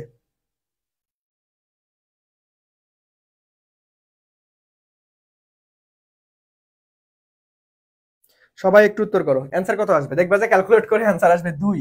অ্যান্সার আসবে কত ভাই? 2 এমএস ইনভার্স 2। দেখো অপশনে আবার কোথাও 2 নাই, একটা আছে 2.2, একটা আছে 2.5, একটা আছে 3.2, আর একটা আছে 22। তাহলে এরকম যদি থাকে যে ভাই এমন একটা উত্তর আসছে সেটা অপশন নাই, তার মানে কি দাগাবো না? না, আলটিমেটলি দাগাতে হবে। এখন সব থেকে ক্লোজ মান কোনটা তোমাকে সেটা খুঁজতে হবে। যে ভাই 2 এর আশেপাশে সব থেকে ক্লোজ কেটা? 2.5 একটু বেশি হয়ে যায়, 2.2 এইটা সব থেকে বেশি ক্লোজ, তার মানে আমরা সব থেকে ক্লোজ এই নাম্বারটা দাগাই দিব। সব থেকে যেটা ক্লোজ সেটা দাগাই দিব, সব থেকে যেটা ক্লোজ সেটা দাগাই দিব, ঠিক আছে? সব থেকে যেটা ক্লোজ সেটা দাগাই দিব। আচ্ছা, রাজ হ্যালো বলছো, হাই। চলো, সবাই বুঝতে পারছো যে ভাই এরকম যদি একদম একুরেট প্রশ্ন যদি আমরা উত্তর খুঁজে না পাই, তখন ক্লোজ মানটা দাগাইতে হয়। ক্লোজ মানটা দাগাইতে হয়, বুঝা গেল? ক্লোজ মানটা দাগাবো আমরা, তখন কি করব? ক্লোজ মান দাগাবো, তখন একদম ক্লোজ মান যেটা আছে ভাইয়া সেই ক্লোজ মানটা দাগাই দিব। বুঝতে পারলাম? সবাই বুঝতে পারলাম রে? ওকে, চলো নেক্সট আসে। এই তো আখি, তুই 2 আসছে, ধন্যবাদ। হ্যাঁ, যেহেতু 2 নাই, এখন ক্লোজ মান দাগাইতে হবে, ওটা সব থেকে কাছাকাছি মান কোনটা। নেক্সটে আসেন, নেক্সটে দেখেন আমরা পরবর্তী টপিকে চলে যাব, বলের ঘাত। পরবর্তী টপিকে চলে যাব, সেটা কি ভাইয়া? বলের ঘাত। সেটা কি? বলের ঘাত। সেটা কি ভাইয়া? বলের ঘাত, ঠিক আছে? এই কনসেপ্টটা থেকে পরীক্ষা আসার সম্ভাবনা 100%। খুবই খুবই খুবই গুরুত্বপূর্ণ একটা টপিক এটা, বলের ঘাত। দেখো আমি কিন্তু আমার ক্লাসের পাশাপাশি তোমাকে সাজেশন দিয়ে দিচ্ছি অনেক আগেই, যে কোনটা সব থেকে বেশি গুরুত্বপূর্ণ, কোনটা সব থেকে কম গুরুত্বপূর্ণ, আমি কিন্তু এরকম করে সুন্দর মতো দিয়ে দিচ্ছি। তো সবাই দাগানো স্লাইডটা কালেক্ট করে এখন থেকেই একদম তুমি প্রিসাইজ ওয়েতে পড়াশোনা করতে পারবা, যে কোনটা সব থেকে বেশি গুরুত্বপূর্ণ তুমি এখন থেকেই জানো, তাহলে ওইটা বারবার করে বেশি প্র্যাকটিস করবা। ওকে, সো দেখেন এখানে আমাদের বলের ঘাত। বলের ঘাতের আলটিমেটলি বলের ঘাত আর ঘাত বল, এটা নিয়ে অনেকের কনফিউশন লাগে। বলের ঘাত আর ঘাত বল, এটা নিয়ে অনেকের কনফিউশন লাগে যে ভাইয়া বলের ঘাত কি আর ঘাত বল কি, এটা নিয়ে এত ঝামেলা। এই দুটো কি একই? জীবনেও না। ঘাত বল হচ্ছে আমাদের বৃহৎ মানের একটা বল খুব অল্প সময়ের জন্য ক্রিয়া করলে সেটাকে বলা হয় ঘাত বল। আর আমি উদাহরণ দিই, এটা অনেকের সংজ্ঞা মাথার উপর দিয়ে গেছে। এই ছেলেরা বা মেয়েরা আলটিমেটলি সবাই তো ক্রিকেট খেলেন কম বেশি, তাই না? বা আলটিমেটলি ধরেন মেয়েরা ক্রিকেট না খেলেও মেয়েরা তো ব্যাডমিন্টন খেলেন, তাই না? সো ক্রিকেট বল আর ব্যাট যখন আমরা মনে করো আলটিমেটলি সংঘর্ষটা হয়, ক্রিকেট তো আমরা খুব গায়ের জোরে আমরা ব্যাট চালাই, আর বলটা খুব কম সময়ের জন্য কিন্তু সংঘর্ষে লিপ্ত হয়। তার মানে খুব বৃহৎ মানের বল খুব কম সময়ের জন্য সংঘর্ষে লিপ্ত হচ্ছে, তার মানে এটা ঘাত বল। আবার ব্যাডমিন্টন যখন খেলি, ব্যাডমিন্টন যখন আমরা চাপ মারি কি হয়? একদম গায়ের সর্বোচ্চ দিয়ে মারি না, ব্যাডমিন্টন আর কর্ক খুব কম সময়ের জন্য সংঘর্ষে লিপ্ত হয়। তার মানে বৃহৎ মানের বল খুব অল্প সময়ের জন্য ক্রিয়া করলে সেটাকে বলবো ঘাত বল। আর বলের ঘাতটা কি জিনিস? বলের ঘাত হচ্ছে বলের ঘাত ইকুয়াল টু ঘাত বল ইন্টু বলের ক্রিয়াকাল। বুঝা গেল? সো আমাদের ঘাত বল ইন্টু বলের ক্রিয়াকাল সেটা কি? আবার সেটা হচ্ছে বলের ঘাত। আর ঘাত বল কি জিনিস? বৃহৎ মানের বল খুব অল্প সময়ের জন্য ক্রিয়া করলে, হঠাৎ ক্রিয়া করলে সেটাই হয়ে যাবে আমাদের ঘাত বল, ঠিক আছে? এই দুটো কিন্তু একই না, এই দুটো কিন্তু ভাই একই না, এটা একটু মনে রাখবা। এই দুটা একটু একই না, এটা একটু সুন্দর মতো খেয়াল রাখবা, এই দুটো কিন্তু একই না। বুঝা গেল? আচ্ছা, এখন তাহলে সূত্রটা কি ভাই? দেখেন এই যে বলের ঘাতের সূত্র কি? বলের ঘাত একটা ভেক্টর আছে, এটাও একটু মনে রাখবা, কারণ এর মান এবং দিক দুটোই আছে। তাহলে ঘাত বল তার মানে এফ ইন্টু টি, বলের কি আকার, তার মানে জে ইকুয়াল টু আমরা লিখতে পারবো আমাদের বলের ঘাতকে যে দ্বারা প্রকাশ করা হয়, J equal to F into T. So এটা সূত্র, ডিরেক্ট একটু কষ্ট করে মুখস্থ রাখতে হবে এই সূত্রটা। এখন এইখান থেকে একটা বেসিক কনসেপ্ট আছে, তার আগে আমরা চলো বলের ঘাতের একক মাত্রাটা অনেক গুরুত্বপূর্ণ, একক মাত্রাটা আগে শিখে আসি। একক মাত্রাটা অনেক গুরুত্বপূর্ণ, আগে চলো একক মাত্রাটা একটু শিখে আসি, ঠিক আছে? একক মাত্রাটা আগে শিখে আসি, চলেন আমরা মাত্রা আগে শিখবো। সো দেখেন আমরা একটু আগে কি শিখলাম, যে ভাইয়া সূত্র রেখে J equal to F into T, তাই না? সো মাত্রা বা একক কি মুখস্থ করার বিষয় না ভাই, সূত্র থেকে আনা যায়। মুখস্থ থাকলে তোমার ভালো, তোমার মুখস্থ বিদ্যা ভালো থাকতে পারে, কোনো প্যারা নাই, তুমি খুব সুন্দর মতো আগায় যাবা। তাহলে দেখেন জে ইকুয়াল টু আমরা কি জানি এফটি, জে ইকুয়াল টু কি জানি ভাইয়া এফটি, জে ইকুয়াল টু কি জানি এফটি। এফ এর মাত্রা একটু আগে শিখছি M L T inverse two, আর টি এর মাত্রা কি ভাই, টি এর মাত্রা আমরা আগে থেকেই জানি বড় হাতের টি। তাহলে দেখেন এখান থেকে আমাদের কি আসতেছে, A A T inverse two, T inverse two sorry, T inverse two. F এর মাত্রা কি দেখো আমি আবার লিখতেছি, এফ এর মাত্রা আমরা কি পাইছিলাম, এফ এর মাত্রা যে ভাই M L T inverse two, আর এখানে আগে থেকে আর একটা টি আছে, তার মানে টি, তার মানে এখান থেকে আমরা পাবো যে ভাই এখানে তো মনে মনে প্লাস ওয়ান আছে তাই না উপরে, তাহলে আলটিমেটলি আমাদের একটা ওয়ান পজিটিভ হয়ে গেলে তাহলে M L T inverse one. এটা কার মাত্রা পাইলাম ভাইয়া, এটা হচ্ছে বলের ঘাতের মাত্রা। এখন আমি কি শিখাইছিলাম, প্রত্যেকটা মাত্রা থেকে তুমি একটা করে একক আনতে পারবা। সো এখান থেকে আমরা একটা করে একটা একক আনতে পারবো। দেখো এই যে মাস মানে ভর মানে কেজি, লেন্থ মানে metre, T for time second inverse one, তার মানে KG metre second inverse one. এটা কার একক, বলের ঘাতের একক। এইটা কিন্তু একক, প্রত্যেকটা মাত্রা থেকে তুমি চাইলে একটা করে একক আনতে পারবা। এখন আসেন যে ভাই এককটা সিম্পলি আনি, যে ভাই বলের একক কি নিউটন, সময়ের একক কি সেকেন্ড, তার মানে নিউটন সেকেন্ড, এটা একটা একক। আমি একটু আগেই শিখাইছিলাম যে ভাই একটা জিনিসের একক বিভিন্ন রকম হইতে পারে, কন্ডিশন বেঁধে আমাদের একটা জিনিসের একক অনেক রকম হইতে পারে, কন্ডিশন বেঁধে একটা জিনিসের একক অনেক রকম হইতে পারে। তাহলে দেখো আমাদের এটা সূত্রকে একটু ভাঙাও, F equal to M A লেখা যায় না, M A T, J equal to আমরা এম এ টিও লিখতে পারবো। তো এখন এম এর একক কি ভাই, ভরের একক কেজি, আবার ত্বরণের একক কি ভাই এম এস ইনভার্স টু, টি এর একক কি ভাই সেকেন্ড। তাহলে দেখেন এখন এটাকে ইন টোটাল যদি আমরা একটু ক্যালকুলেশন করে লিখি, KG metre second inverse one পাচ্ছি, যেটা অলরেডি আগেই পাইছিলাম কিন্তু, তার মানে এটাও কিন্তু আমাদের একটা বলের ঘাতের একক। তাহলে দেখো অনেক কিছু একক পাইতেছি, এটা একটা একক, একটা একক, এই জন্য আমি আগেই নোট করে দিচ্ছি ভাই একক বিভিন্ন সূত্রে বেঁধে বা বিভিন্ন কন্ডিশন বেঁধে চেঞ্জ হতে পারে, বাট মাত্রা জীবনও চেঞ্জ হয় না। বুঝা গেল? সবাই বুঝতে পারছেন রে? সবাই বুঝতে পারছেন? সবাই বুঝতে পারছেন? এখন দেখেন এইখান থেকে সব থেকে যেটা গুরুত্বপূর্ণ বিষয়, এইখানকার সব থেকে যেটা গুরুত্বপূর্ণ বিষয় সেটা একটু চলো শিখে আসি। এখানকার সব থেকে যেটা গুরুত্বপূর্ণ বিষয় সেটা একটু শিখে আসি, সেটা চলেন। সেটা হচ্ছে এখানে একটা থিওরি আমাদের খুবই গুরুত্বপূর্ণ, এখান থেকে ম্যাথ আসে। বলের ঘাত বস্তুর ভরবেগের পরিবর্তনের সমান। কি ভাইয়া? বলের ঘাত বস্তুর ভরবেগের পরিবর্তনের সমান।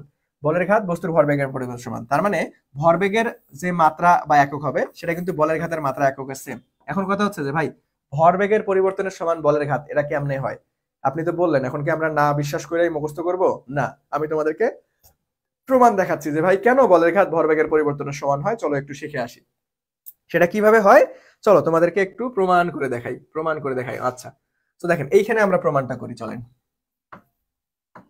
চলেন এইখানে আমরা প্রমাণটা করবো। দেখেন আমাদের কি ভাই বলের ঘাত বস্তুর ভরবেগের পরিবর্তনের সমান, তাহলে বলের ঘাতের সূত্র কি জানি আমরা, জে ইকুয়াল টু এফ টি, তাই না? এখন এফ এর সূত্র আবার কি জানি আমরা, F equal to M A লেখা যায়, এম এ টি। আবার দেখেন এখানে আমরা এম থাকলো, এর জায়গায় আমরা V minus U divided by T লিখতে পারি, এর সূত্র, তাহলে ইনটু আগে থেকে একটা টি তো আছেই। তাহলে দেখেন এই টি আর এই টি কাটা, তাহলে আমাদের কি থাকতেছে ভাই, যে এম ভি মাইনাস ইউ। তাহলে দেখেন আমরা এখান থেকে লিখতে পারতেছি ভাই এম বেগের পরিবর্তন, তার মানে ডেল ভি, আবার এম ভি তার মানে এটাকে ভরবেগের পরিবর্তনও বলতে পারবো। তাহলে দেখো ছিল কি আমাদের বলের ঘাত, যে লাস্টে হয়ে গেছে কি ভরবেগের পরিবর্তন, ডেল পি, ডেল মানেই পরিবর্তন। তাহলে বলের ঘাত বস্তুর ভরবেগের পরিবর্তনের সমান। সুন্দর মতো আমরা সুন্দর মতো প্রমাণ করে শিখলাম, সুন্দর মতো ভাই কি করলাম, প্রমাণ করে শিখলাম, সুন্দর মতো কি প্রমাণ করে শিখলাম। বলের ঘাত বস্তুর ভরবেগের পরিবর্তনের সমান, বলের ঘাত বস্তুর ভরবেগের পরিবর্তনের সমান। বুঝা গেল? তো এইখান থেকে দেখো একটা সূত্র পাইছি, একটা সিরিজ পাইছি, সেটা কি ভাইয়া, যে জে ইকুয়াল টু আমরা কি লিখতে পারবো, এফ টি লিখতে পারবো, অথবা এম ভি মাইনাস ইউ লিখতে পারবো, অথবা আমাদের এইখান থেকে এম ডেল ভি লিখতে পারবো, অথবা ডেল পি লিখতে পারবো। এই পুরো সূত্র সিরিজটা বক্স করে দিলাম, দেখো এটা তোমাকে মুখস্থ রাখতে হবে, এটা তোমাকে কি ভাইয়া মুখস্থ রাখতে হবে। সো এখন প্রশ্ন দেখো সবগুলাই সমান সমান না, তুমি চাইলে জে ইকুয়াল টু এখন এম ডেল ভি লিখতে পারবা, তুমি চাইলে জে ইকুয়াল টু এখন এম ভি মাইনাস ইউ লিখতে পারবা, কারণ সবগুলাই সমান, যে কোনো দুইটার সাথে সম্পর্ক। তুমি চাইলে F T equal to M V minus U লিখতে পারবা, তোমার প্রশ্নের ডিমান্ড অনুযায়ী তুমি সূত্র সাজায় নিতে পারবা, কারণ এখানে সবগুলাই সমান সমান, সবগুলাই ইকুয়াল। বুঝতে পারলাম? সবাই একটু বলো দেখি বুঝতে পারলাম কিনা, ক্লিয়ার কিনা? সবাই একটু বলো তো দেখি ভাইয়া ক্লিয়ার কিনা, বুঝতে পারলাম কিনা, দ্রুত সবাই একটু বলো যে ভাইয়া ক্লিয়ারলি বুঝতে পারলাম কিনা। সবাই একটু বলো দেখি ক্লিয়ারলি বুঝতে পারলাম কিনা। সবাই একটু বলো যে ভাইয়া ক্লিয়ার কিনা, যে ভাই আমি যে এই সূত্র সিরিজটা আনলাম কিভাবে আনলাম প্রমাণ করে, এটা বুঝছো কিনা। তারপরে আমরা খালি বুঝলেই হবে না, প্রশ্ন সমাধান করতে হবে, প্রয়োগ করতে হবে, তোমরা আদৌ পারতেছো কিনা সেটাও দেখবো। সবাই আগে বলো যে ক্লিয়ার কিনা, দ্রুত দ্রুত দ্রুত সবাই আগে বলো যে ভাই ক্লিয়ার কিনা। সবাই আগে বলো যে ক্লিয়ার কিনা। দ্রুত কমেন্ট করবেন, দ্রুত কমেন্ট করবেন যে ভাইয়া ক্লিয়ার কিনা, একটু আমাকে বলেন যে ভাইয়া ক্লিয়ার কিনা, একটু আমাকে বলেন যে আমরা ক্লিয়ারলি বুঝছি কিনা। আচ্ছা ভাইয়া ক্লিয়ার ক্লিয়ার ক্লিয়ার, ওকে ধন্যবাদ। তো চলেন তাহলে এখন কেমন ক্লিয়ার হয়েছে না আমি এখন একটু চেক করব। তার আগে আপনাদের আর একটা কনসেপ্ট শিখাই। কনসেপ্টটা আগে প্রশ্নবাদ, আগে কনসেপ্ট শিখাই। দেখেন আর একটা কনসেপ্ট শিখাই, এই কনসেপ্টটা না খুবই গুরুত্বপূর্ণ, খুবই খুবই খুবই গুরুত্বপূর্ণ এই কনসেপ্টটা, খুবই গুরুত্বপূর্ণ কনসেপ্ট। সেটা কি ভাইয়া, সেটা একটু মনোযোগ দেন। সেটা হচ্ছে তুমি যদি কখনো দেখো একটা বেগে গেছে, কোনো একটা জায়গায় আঘাত খেয়ে আবার বিপরীত বেগে চলে আসছে। যেমন আমি ধরো একটা উদাহরণ দিই, ধরো আমার হাতে একটা ক্রিকেট বল আছে, আমি এই বলটা দেয়ালের দিকে নিক্ষেপ করলাম, ওটা কি চুম্বকের মতো দেয়ালে লাগাই থাকবে? জীবনও না, দেয়ালের সাথে বাড়ি খেয়ে আবার কিন্তু ফিরে আসবে। সো এরকম যদি কখনো পরীক্ষার কন্ডিশন হয় যে ভাই একটা বেগে গেছে, কোনো দেয়ালের সাথে ধাক্কা খেয়ে বা কোনো জায়গায় ধাক্কা খেয়ে আবার আরেকটা বেগে ফিরে আসছে, দুইটা বেগ যদি থাকে প্রশ্নের মধ্যে, সো এটার হচ্ছে একটা বেগকে পজিটিভ আর একটা বেগকে নেগেটিভ ধরতে হয়। তুমি চাইলে প্রথম বেগটাকে পজিটিভ ধরবা, পরের বেগটাকে নেগেটিভ ধরবা, অথবা তুমি চাইলে প্রথম বেগটাকে নেগেটিভ, পরের বেগটাকে পজিটিভ ধরবা। ঠিক আছে, এখন চলেন এইখানটা এইটা মূলত আমাদের কোথায় কাজে লাগবে বা কেমনে কাজে লাগবে সেটা একটু শিখাই তোমাদেরকে। সেটা কি ভাইয়া, একটু আগে একটা সূত্র শিখছি, যে ইকুয়াল টু বলের ঘাত M V minus U. So এখন যদি এরকম কন্ডিশন হয় যে ভাই একটা বেগে গেছে আর একটা বেগে ফিরে আসছে, তাহলে একটা বেগকে প্লাস একটা বেগকে মাইনাস ধরবো। সো অলওয়েজ আমরা শেষ বেগকে প্লাস ধরবো, আমরা আদি বেগকে মাইনাস ধরবো, তাহলে আমাদের কি ক্যালকুলেশন করতে সুবিধা হবে। সো ধরেন আমাদের একটা বেগে গেছে আর একটা বেগে ফিরে আসছে, তাহলে আমরা জে ইকুয়াল টু শেষ বেগকে ধরেন প্লাস ধরলাম, তাহলে ভি ভি প্লাসই থাকলো। আবার মাইনাস আদি বেগটা কি হয়ে যাবে, মাইনাসে মাইনাস আমরা আদি বেগ, তাহলে আমরা ইন টোটাল একদম লিখতে পারতেছি M equal to V, sorry J equal to M into V plus U. So এইটা থেকে একটা কনসেপ্ট আমি তোমাদেরকে বোঝানোর ট্রাই করলাম যে ভাইয়া তোমরা যদি কখনো পরীক্ষার প্রশ্নে দেখো একটা বেগে গেছে আর একটা বেগে ফিরে আসছে, একটা বেগে গেছে আর একটা বেগে ফিরে আসছে, তাহলে J equal to M V minus U না লিখে ডিরেক্ট তুমি J equal to M V plus U দিয়ে ম্যাথ সমাধান করে ফেলবা, তাহলে তোমার ক্যালকুলেশন করতে টাইম একটু হলেও সেভ হবে। সো একটা প্রশ্ন সমাধান করি তাহলে তোমাদের বিষয়টা ক্লিয়ার হবে। একটা প্রশ্ন সমাধান করি তাহলে ভাইয়া বিষয়টা ক্লিয়ার হবে। চলেন দেখেন তো এটা কি বলা আছে, যে ভাইয়া 0.5 কেজি ভরের একটা ক্রিকেট বল 30 এমএস ইনভার্স 1 বেগে লম্বভাবে একটি ব্যাটকে আঘাত করলো এবং বিপরীত দিকে, দেখছেন ধরেন ব্যাটকে আঘাত করছে কত বেগে ভাই, 30 এমএস ইনভার্স 1, তারপরে আবার ঠিক বিপরীত দিকে, দেখেন এখানে কিন্তু বলে দিছে বিপরীত দিকে 20 এমএস ইনভার্স 1 বেগে আসতেছে, বিপরীত দিকে কি ভাইয়া 20 এমএস ইনভার্স 1 বেগে প্রতিক্ষিপ্ত হইলো। এখন বলের দ্বারা ব্যাটের উপর প্রযুক্ত বলের ঘাত, বলের ঘাত কত? ঠিক আছে, আমরা বলের ঘাতের তো অনেক বড় একটা লম্বা সূত্র শিখছি যে ভাই যে ইকুয়াল টু এফ টি লেখা যায় equal to M V minus U লেখা যায়, আবার আমরা এম ডেল ভি লিখতে পারবো অথবা ডেল পি লিখতে পারবো। এখন কখন কোন সূত্র ইউজ করবো এটা প্রশ্নই বলে দিবে। দেখেন বলের ঘাত তার মানে আপনার জে এর মান চাইছে, এখন কার কার মান দেওয়া আছে ভাই, এম এর মান দেওয়া আছে, ইউ এর মান দেওয়া আছে, ভি এর মান দেওয়া আছে, তাহলে আমরা এখন বুঝতেছি যে ভাই জে ইকুয়াল টু আমাদের কি এম ভি মাইনাস ইউ হয়। বাট আমরা একটু আগেই কনসেপ্ট শিখলাম এক বেগে গেল আরেক বেগে ধাক্কা খেয়ে ফিরে আসলো, বিপরীত বেগে যদি ফিরে আসে তাহলে এখানে মাইনাসের জায়গায় আমরা ডিরেক্ট প্লাস বসাই দিব, অথবা এভাবে ক্যালকুলেশন করে নিয়ে প্লাস বসাই দিব। আমি বলবো যেহেতু ক্যালকুলেশন আমাদের এমসিকিউ ভাই, রিটেন না, ডিরেক্ট প্লাস করে দিবা। তুমি জাস্ট মনে রাখবে একটা বেগে গেছে ধাক্কা খেয়ে আরেকটা বেগে আসছে, মাইনাস না প্লাস করে দিতে হবে। তো এখন জাস্ট অপশনে আমরা মান বসাই দিব, তাহলে উত্তর চলে আসবে। তাহলে দেখেন এম এর মান কত 0.5 কেজি, ভি এর মান কত ভাই, দুইটা বেগেই জাস্ট যোগ করে দিব যে ভাই 30 প্লাস 20, তাহলে কত আসতেছে 50, তাহলে 0.5 ইন্টু 50 ক্যালকুলেটর দিয়ে তোমরা করতে পারো অথবা হাতে ক্যালকুলেশন করা যাবে। এই দশমিক তুলে দাও, একটা শূন্য কেটে দাও, 5 5 25, তার মানে 25 এমএস ইনভার্স আমাদের হচ্ছে। এটার একক কি পাবো আমরা, বলের ঘাত newton metre, sorry MS inverse 1 কেন, newton metre but sorry newton second. তাহলে দেখেন 25 কোথায় আছে ভাই, এই তো ফ্যান্টাস্টিক ভাবে সি নাম্বারটা রাইট আনসার, বুঝা গেল? সি নাম্বারটা রাইট আনসার, এই তো আখি অ্যান্সার করে ফেলছো যে ভাইয়া সি হবে 25 নিউটন সেকেন্ড। সাব্বাস। বাকি সবাই একটু বলেন দেখি ক্লিয়ার কিনা ভাইয়া, বাকি সবার কি অবস্থা রে? এইটা না খুবই গুরুত্বপূর্ণ, খুব খুব খুব গুরুত্বপূর্ণ। এটা তোমাদের গুচ্ছ বিশ্ববিদ্যালয় ভর্তি পরীক্ষা বা যে কোনো বিশ্ববিদ্যালয় ভর্তি পরীক্ষা চলে আসতে পারে 100%। কপাল ভালো থাকলে এডমিশন টেস্টে যে কোনো একটা জায়গায় ইনশাল্লাহ হুবহুব কমন পাবা এই কনসেপ্টটা। 100% গুরুত্বপূর্ণ একটা টপিক এটা, বুঝা গেল? সবাই একটু বলেন, এই তো রেজওয়ান আনসার করে ফেলছেন, ধন্যবাদ। বাকি সবাই একটু বলেন দেখি ক্লিয়ার কিনা, বাকি সবাই একটু বলেন দেখি ভাইয়া ক্লিয়ার কিনা, আমরা ক্লিয়ারলি বুঝতে পারলাম কিনা, দ্রুত দ্রুত দ্রুত ক্লিয়ার কিনা রে? এই তো ঋতু অ্যান্সার করে ফেলছো, সাবাস। সবাই একটু বলেন যে ক্লিয়ার কিনা, সবাই একটু বলেন যে ভাইয়া ক্লিয়ার কিনা, দ্রুত দ্রুত সবাই একটু বলেন যে ক্লিয়ার কিনা। তাহলে আমরা নেক্সটে যাব। ওকে রাজ, ধন্যবাদ, ক্লিয়ার। চলে নেক্সটে যাই। দেখেন নেক্সটে আমরা আরেকটা প্রশ্ন সমাধান করব। দেখেন কি বলছে, যে ভাই 16 নিউটন এর একটি বল 4 কেজি ভরের উপর 2 সেকেন্ড ক্রিয়া করে, এখন বস্তুটির বেগের পরিবর্তন কত? তাহলে দেখো কি কি দেওয়া আছে একটু ফাইন্ড আউট করো। যে ভাই বল নিউটন, তার মানে এফ এর মান দেওয়া আছে, ভর মানে এম এর মান দেওয়া আছে, সময় মানে টি এর মান দেওয়া আছে, তোমাকে বেগের পরিবর্তন তার মানে ডেল ভি বের করতে বলছে। তাহলে ভাই এখন এই উপাদানগুলো দেখে তোমাকে বুঝতে হবে কোন সূত্র এটা, না হুবহুব তোমাদের জাতীয় বিশ্ববিদ্যালয়ে আসতে পারে। খুবই গুরুত্বপূর্ণ একটা প্রশ্ন, সবাই একটু মনোযোগ দাও। তোমার এখন এই উপাদান F del V M T, এখন এমন একটা সূত্র গঠন করতে হবে বা এমন একটা সূত্র চিন্তা করতে হবে যেগুলো এইগুলান উপাদান দিয়েই গঠিত হয়। সেটা একটু আগে আমরা শিখছি যে ভাইয়া যে J equal to F T লেখা যায়, J equal to F T, আবার F T equal to M del V লেখা যায়। তাহলে দেখেন আমরা এগুলো যদি সমান সমান, তাহলে আমরা F T equal to M del V লিখতে পারবো। দেখেন এটা কিন্তু কাস্টমাইজ করে নিচ্ছে সূত্রটা, একদম হুবহুব সূত্র না, গঠন করে নিতে হচ্ছে সূত্রটা। কি ভাইয়া? গঠন করে নিতে হচ্ছে, গঠন করে নিতে হচ্ছে। তাহলে দেখেন এখন আমরা কিন্তু পায়ে গেছি যে ভাই del V equal to F T divided by M, just calculation করো। আচ্ছা এই তো ঋতু কি বলছো, আগে এই টপিকটা খুব কঠিন লাগতো, এখন সোজা হয়ে গেছে। হ্যাঁ মুন্না ভাইয়া তো তোমাদের আসি, প্রত্যেকটা কনসেপ্ট পানির মতো ক্লিয়ার করে দেবো, আমি কথা দিচ্ছি।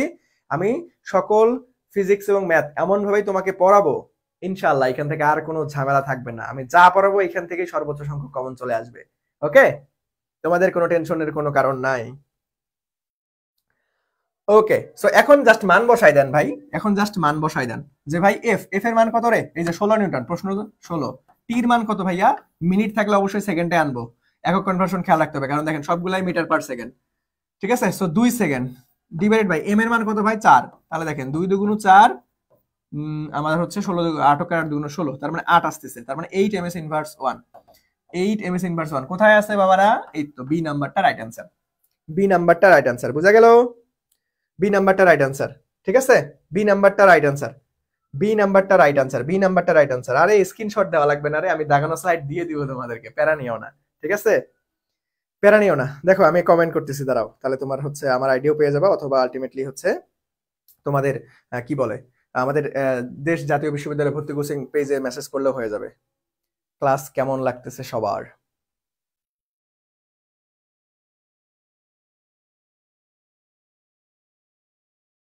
ক্লাস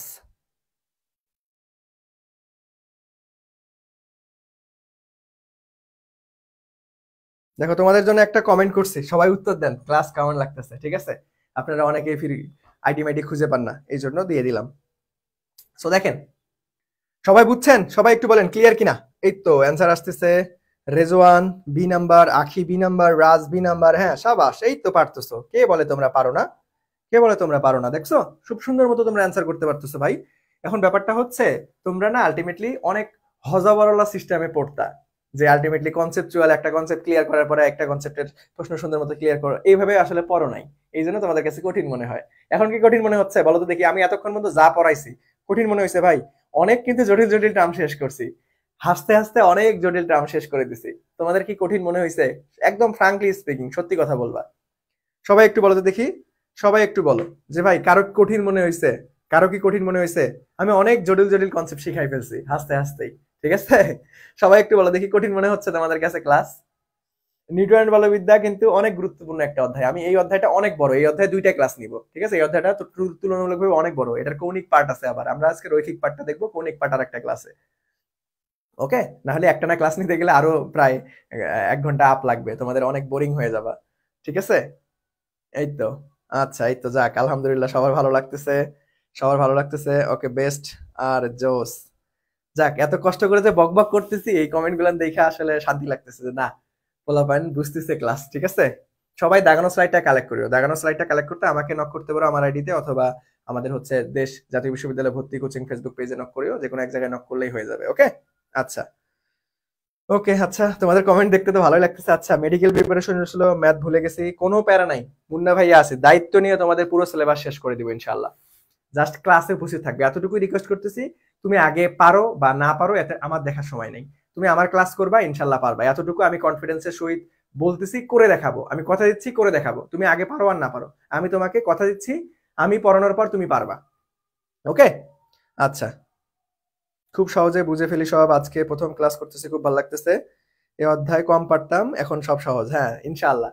এখন আর এমন কোনো অধ্যায় থাকবে না যে আপনি ওই অধ্যায় পারেন না, ওই অধ্যায় হবে না আপনার দ্বারা। আমি এমন ভাবে পড়াবো সব অধ্যায়কেই আপনাকে সুন্দর মতো গুলাই খাওয়াবো। ওকে? যদিও ফার্স্ট ক্লাস দেখতেছে, ওরে বাপরে, আজকে তো অনেকগুলো ফার্স্ট ক্লাস করতেছেন আপনারা। আপনার ক্লাসটা অনেক সহজ লাগতেছে। ওকে, ধন্যবাদ ভাইয়া। ওকে, তো চলো, ফার্স্ট ক্লাস যারা করতেছেন রেগুলার আমার কিন্তু রুটিন অনুযায়ী ক্লাস থাকে। কখন জানো? রেগুলার রুটিন অনুযায়ী মনে হয় আমি শনিবার হচ্ছে রাত 9টায় থাকে। আজকে কি বার? শনিবার না? শনিবার হচ্ছে রাত 9টায় ক্লাস থাকে, আর মঙ্গলবার হচ্ছে 7:30 ক্লাস থাকে। সো রুটিন তোমাদের আমাদের হচ্ছে দেশ জাতীয় বিশ্ববিদ্যালয় ভর্তি কোচিং ফেসবুক গ্রুপ পেজেই দেওয়া আছে। রুটিন অনুযায়ী সবাই ক্লাসে উপস্থিত থাইকো। ওকে? আর নিজে থাকার পাশাপাশি সকল বন্ধু বান্ধবদের একটু শেয়ার করে। দেখছো কত কোয়ালিটিফুল ক্লাস আমরা সম্পূর্ণ ফ্রিতে নিচ্ছি। সো নিজে উপকৃত হওয়ার পাশাপাশি একটু বন্ধুদের একটু বলেন যে ভাই ক্লাস কর, চান্স পা। ওকে? আচ্ছা, চলেন। এই তো ফাহমিদা আলটিমেটলি হচ্ছে ওকে, ধন্যবাদ। চলেন আমরা পরবর্তীতে চলে যাব। আমরা আজকের ক্লাস আর বেশি দীর্ঘায়িত করব না, কারণ আজকে আলটিমেটলি আমাদের পর এই ক্লাসটা, এই অধ্যায়টা সব থেকে বড় অধ্যায়। এটা আমরা দুইটা ক্লাসে শেষ করব। ঠিক আছে? সো চলেন আর একটা কনসেপ্ট শিখে আজকের ক্লাস শেষ করব। সেটা হচ্ছে আমাদের ঘর্ষণ গুণাঙ্ক। এই কনসেপ্টটা শিখেই আমাদের আজকের ক্লাসটা শেষ করব। আমরা এই কনসেপ্টটা শিখে আজকের ক্লাস শেষ করব। তার পরবর্তীতে আমরা হচ্ছে আমাদের কৌণিক পার্ট এবং ভরবেগের সংরক্ষণশীলতা নীতি, এটা আরেকটা ক্লাসে করব। যেহেতু এই অধ্যায়টা অনেক বড়, এই জন্য দুইটা পার্টে ক্লাস শেষ করব। ঠিক আছে? আজকে হচ্ছে পর্ব 1। সো দেখেন, ঘর্ষণ গুণাঙ্ক ভাইয়া, এই কনসেপ্টটা মূলত আলটিমেটলি একদম 100% গুরুত্বপূর্ণ বিষয়টা এমন না। 50-50 আসতেও পারে, নাও আসতে পারে। 50-50 একটা কনসেপ্ট। ঠিক আছে? 50-50 একটা টপিক, আসতে পারে, নাও আসতে পারে, আসতেও পারে, নাও আসতে পারে। সো দেখেন, স্থিতি ঘর্ষণ গুণাঙ্ক আর গতীয় ঘর্ষণ গুণাঙ্ক। ঘর্ষণ গুণাঙ্ক কয় ধরনের? দুই ধরনের। এখান থেকে ম্যাথ আসলে দুই ধরনের ম্যাথ আসবে। একটা হচ্ছে স্থিতি ঘর্ষণ গুণাঙ্ক দিয়ে, একটা হচ্ছে গতীয় ঘর্ষণ গুণাঙ্ক দিয়ে। তো স্থিতি ঘর্ষণ গুণাঙ্ক স্ট্যাটিক, এই জন্য আমাদের মিউ এস দ্বারা প্রকাশ করা হয়। স্ট্যাটিক মানে স্থিতি, মানে আমাদের mu S. So mu S equal two tan theta.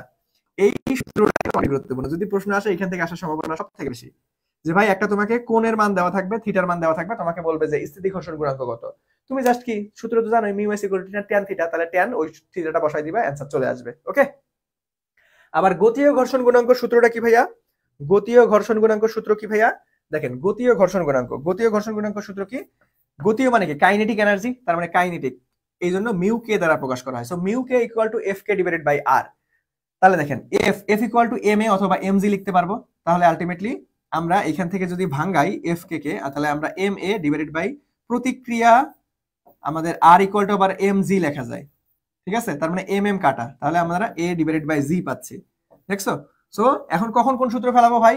বলের মান থাকলে এফ কে ডিভাইডেড বাই আর, আবার যদি আমাদের ত্বরণের মান থাকে তাহলে এম এ ডিভাইডেড বাই জি, এই সূত্র দিয়ে করব। ঠিক আছে? এটা একটু লেস ইম্পর্টেন্ট, এই টপিকটা একটু লেস ইম্পর্টেন্ট। দেখো, আমি তোমাদেরকে যখন পড়াবো তখন এরকম করে সুন্দর সুন্দর করে নোট করে করে দিব যে কোনটা বেশি গুরুত্বপূর্ণ, কোনটা কম গুরুত্বপূর্ণ। যখন পড়াবো তখন আমি তোমাকে নোট করে দিব, তুমি বাসায় যেগুলো বেশি বেশি গুরুত্বপূর্ণ বলবো সেগুলো একটু সুন্দর মতো ক্লিয়ার করে রাখবা এবং সুন্দর মতো কি করবা, আলটিমেটলি বেশি বেশি করে ওগুলো প্র্যাকটিস করবা। যেগুলো লেস ইম্পর্টেন্ট এগুলো জাস্ট চোখ বোলাবা বারবার। যদি পরীক্ষায় আসে তাহলে এইখান থেকে আসবে। এখানে দেখো, এই জন্য 3 স্টার দিয়ে ফেলছি। ওকে? সো ঘর্ষণ গুণাঙ্ক টপিকটা একটু লেস ইম্পর্টেন্ট, আসতেও পারে, নাও আসতে পারে। আসলে কিভাবে আসবে সুন্দর মতো তোমাদেরকে সূত্র দুইটা ব্যাখ্যা করে দিলাম। বুঝা গেল? সো এখন আলটিমেটলি দেখো, আমরা আজকের ক্লাসটা আর দীর্ঘায়িত করব না। আজকের ক্লাসটা এই পর্যন্তই থাকবে। আজকে আমরা পর্ব 1 ক্লাসটা করলাম। নিউটন বলবিদ্যা যেহেতু আমাদের অনেক বড় অধ্যায়, আর আমি একদম বেসিক থেকে অ্যাডভান্স পর্যন্ত জাতীয় বিশ্ববিদ্যালয়ের জন্য যতটুকু প্রয়োজন সবকিছুই আমার ক্লাসে থাকবে। এমন কোনো টপিক থাকবে না যে আমি পড়াবো না। আমার ক্লাস থেকে কমন আসতে বাধ্য। আমি এতটুকুই জাস্ট তোমাদেরকে একদম কনফিডেন্সের সহিত বলতেছি, ক্লাসের পড়া যা পড়াবো এখান থেকে চলে আসবে। এই জন্য আমি একদম সাজানো গোছানো ভাবে খুব সুন্দর ওয়েতে তোমাদেরকে প্রিসাইজ ওয়েতে শেষ করাই দিব। ভাইয়ার প্রতি বিশ্বাস রাখো, ক্লাসগুলো রেগুলার করো, ইনশাআল্লাহ তোমাদের সঙ্গে পরীক্ষার হলে পরীক্ষার দিন কথা হবে, যা পড়াইছি তা আসছে কিনা। ওকে? আজকের ক্লাসটা এই পর্যন্তই থাকবে, আমি আর বেশি দীর্ঘায়িত করব না। একটা মেসেঞ্জার গ্রুপ ওপেন করেন। আচ্ছা, আমাদের কি গ্রুপ এখনো ওপেন করে নাই? আমি বলবো না, ঠিক আছে? আমি বলবো না, কর্তৃপক্ষকে বলবো তোমাদের জন্য একটা গ্রুপ যাতে ওপেন করে দেয়, তাহলে তোমরা ডিসকাস করতে পারবা। ঠিক আছে? ধরো কোনো প্রশ্নের সমস্যা হইলো, পারতেছো না, যাতে ডিসকাস করতে পারো। ওকে? সো আজকের ক্লাসটা সবার একটু বলেন তো দেখি কেমন লাগলো। সবাই একটু বলেন যে ভাই কেমন লাগলো ক্লাসটা আপনাদের। আজকের ক্লাসটা কেমন লাগলো আপনাদের একটু বলেন। আজকের ক্লাসটা এই পর্যন্তই থাকবে, আর বেশি দীর্ঘায়িত করব না। অনেকক্ষণ ক্লাস নিয়ে ফেলছি, তোমরাও আবার আলটিমেটলি ভাবতেছো যে ভাই মাথার উপর দিয়ে যাবে এখন, আর একটু ছেড়ে দেন। ঠিক আছে? সো এখন বলো ক্লাসটা কেমন লাগলো? আমরা নেক্সট পার্টে নিউটন বলবিদ্যা শেষ করে দিব। ঠিক আছে, আমরা এমন ভাবে পড়তেছি দেখো, একটা টপিকও বাদ দিচ্ছি না, ক্লাস থেকে 100% কমন চলে আসবে ইনশাল্লাহ। ঠিক আছে ভাইয়া, অ্যাড করে দিয়ে নে, আমি তো জানি না এখনো যে খুলছে কিনা। ঠিক আছে, আমি তো জানি না এখনো। ঠিক আছে, সো আলটিমেটলি হচ্ছে আমি বলবো না কর্তৃপক্ষকে, সবাইকে বলবো না যে ওদের জন্য একটা গ্রুপ ক্রিয়েট করিয়েন, ওরা যেহেতু ডিমান্ড করতেছে। ঠিক আছে, করে দিবে না। ওকে, আমি বলবো না। ওকে, আলহামদুলিল্লাহ, অনেক ভালো লাগছে। আরে জোস, খুব ভালো লাগছে, ধন্যবাদ। যাক, এত কষ্ট করে বক বক করা সার্থক আসলে। লাস্ট মুহূর্তে তোমরা যদি বলো যে ভাই সব কনসেপ্ট ক্লিয়ারলি বুঝছি, তখন খুব ভালো লাগে যে না, এত কষ্ট করলাম, ক্লাস নিলাম, পোলাপাইন বুঝতেছে আসলে কথা। ওকে ভাইয়া, পিডিএফ দিবেন না? হ্যাঁ, পিডিএফ দিব। তো পিডিএফ দেওয়ার আলটিমেটলি জাস্ট খালি নক করলে পেয়ে যাবে। আমাদের দেশ জাতীয় বিশ্ববিদ্যালয় ভর্তি কোচিং ফেসবুক পেজে নক করলেও হবে, অথবা আমার Facebook profile MD Moniruzzaman Munna ইংরেজিতে লেখা সার্চ দিবা, আমার আইডি চলে আসবে। দেন আলটিমেটলি সেখানে নক করলেও পেয়ে যাবা, কোনো প্যারা নাই, পিডিএফ দিয়ে দিব। ওকে, নেক্সট ক্লাসের অপেক্ষায়। হ্যাঁ, ইনশাল্লাহ ইনশাল্লাহ, প্রত্যেক দিন শনিবার রাত 9টায়, মঙ্গলবার 7:30 তোমাদের সঙ্গে দেখা হবে ইনশাল্লাহ। ঠিক আছে, ম্যাথ এবং ফিজিক্স ক্লাসে তোমাদের মুন্না ভাইয়াকে পাবা। আমি কথা দিচ্ছি একদম খুব সুন্দর মতো অ্যানালাইসিস করে তোমাদেরকে প্রিসাইজ ওয়েতে পুরো সিলেবাস শেষ করে দিব, যা পড়াবো এখান থেকে কমন চলে আসবে ইনশাল্লাহ। ওকে, সো আজকের ক্লাসটা এই পর্যন্তই। তাহলে সবাই ভালো থাকো, সুস্থ থাকো, আল্লাহ হাফেজ, আসসালামু আলাইকুম।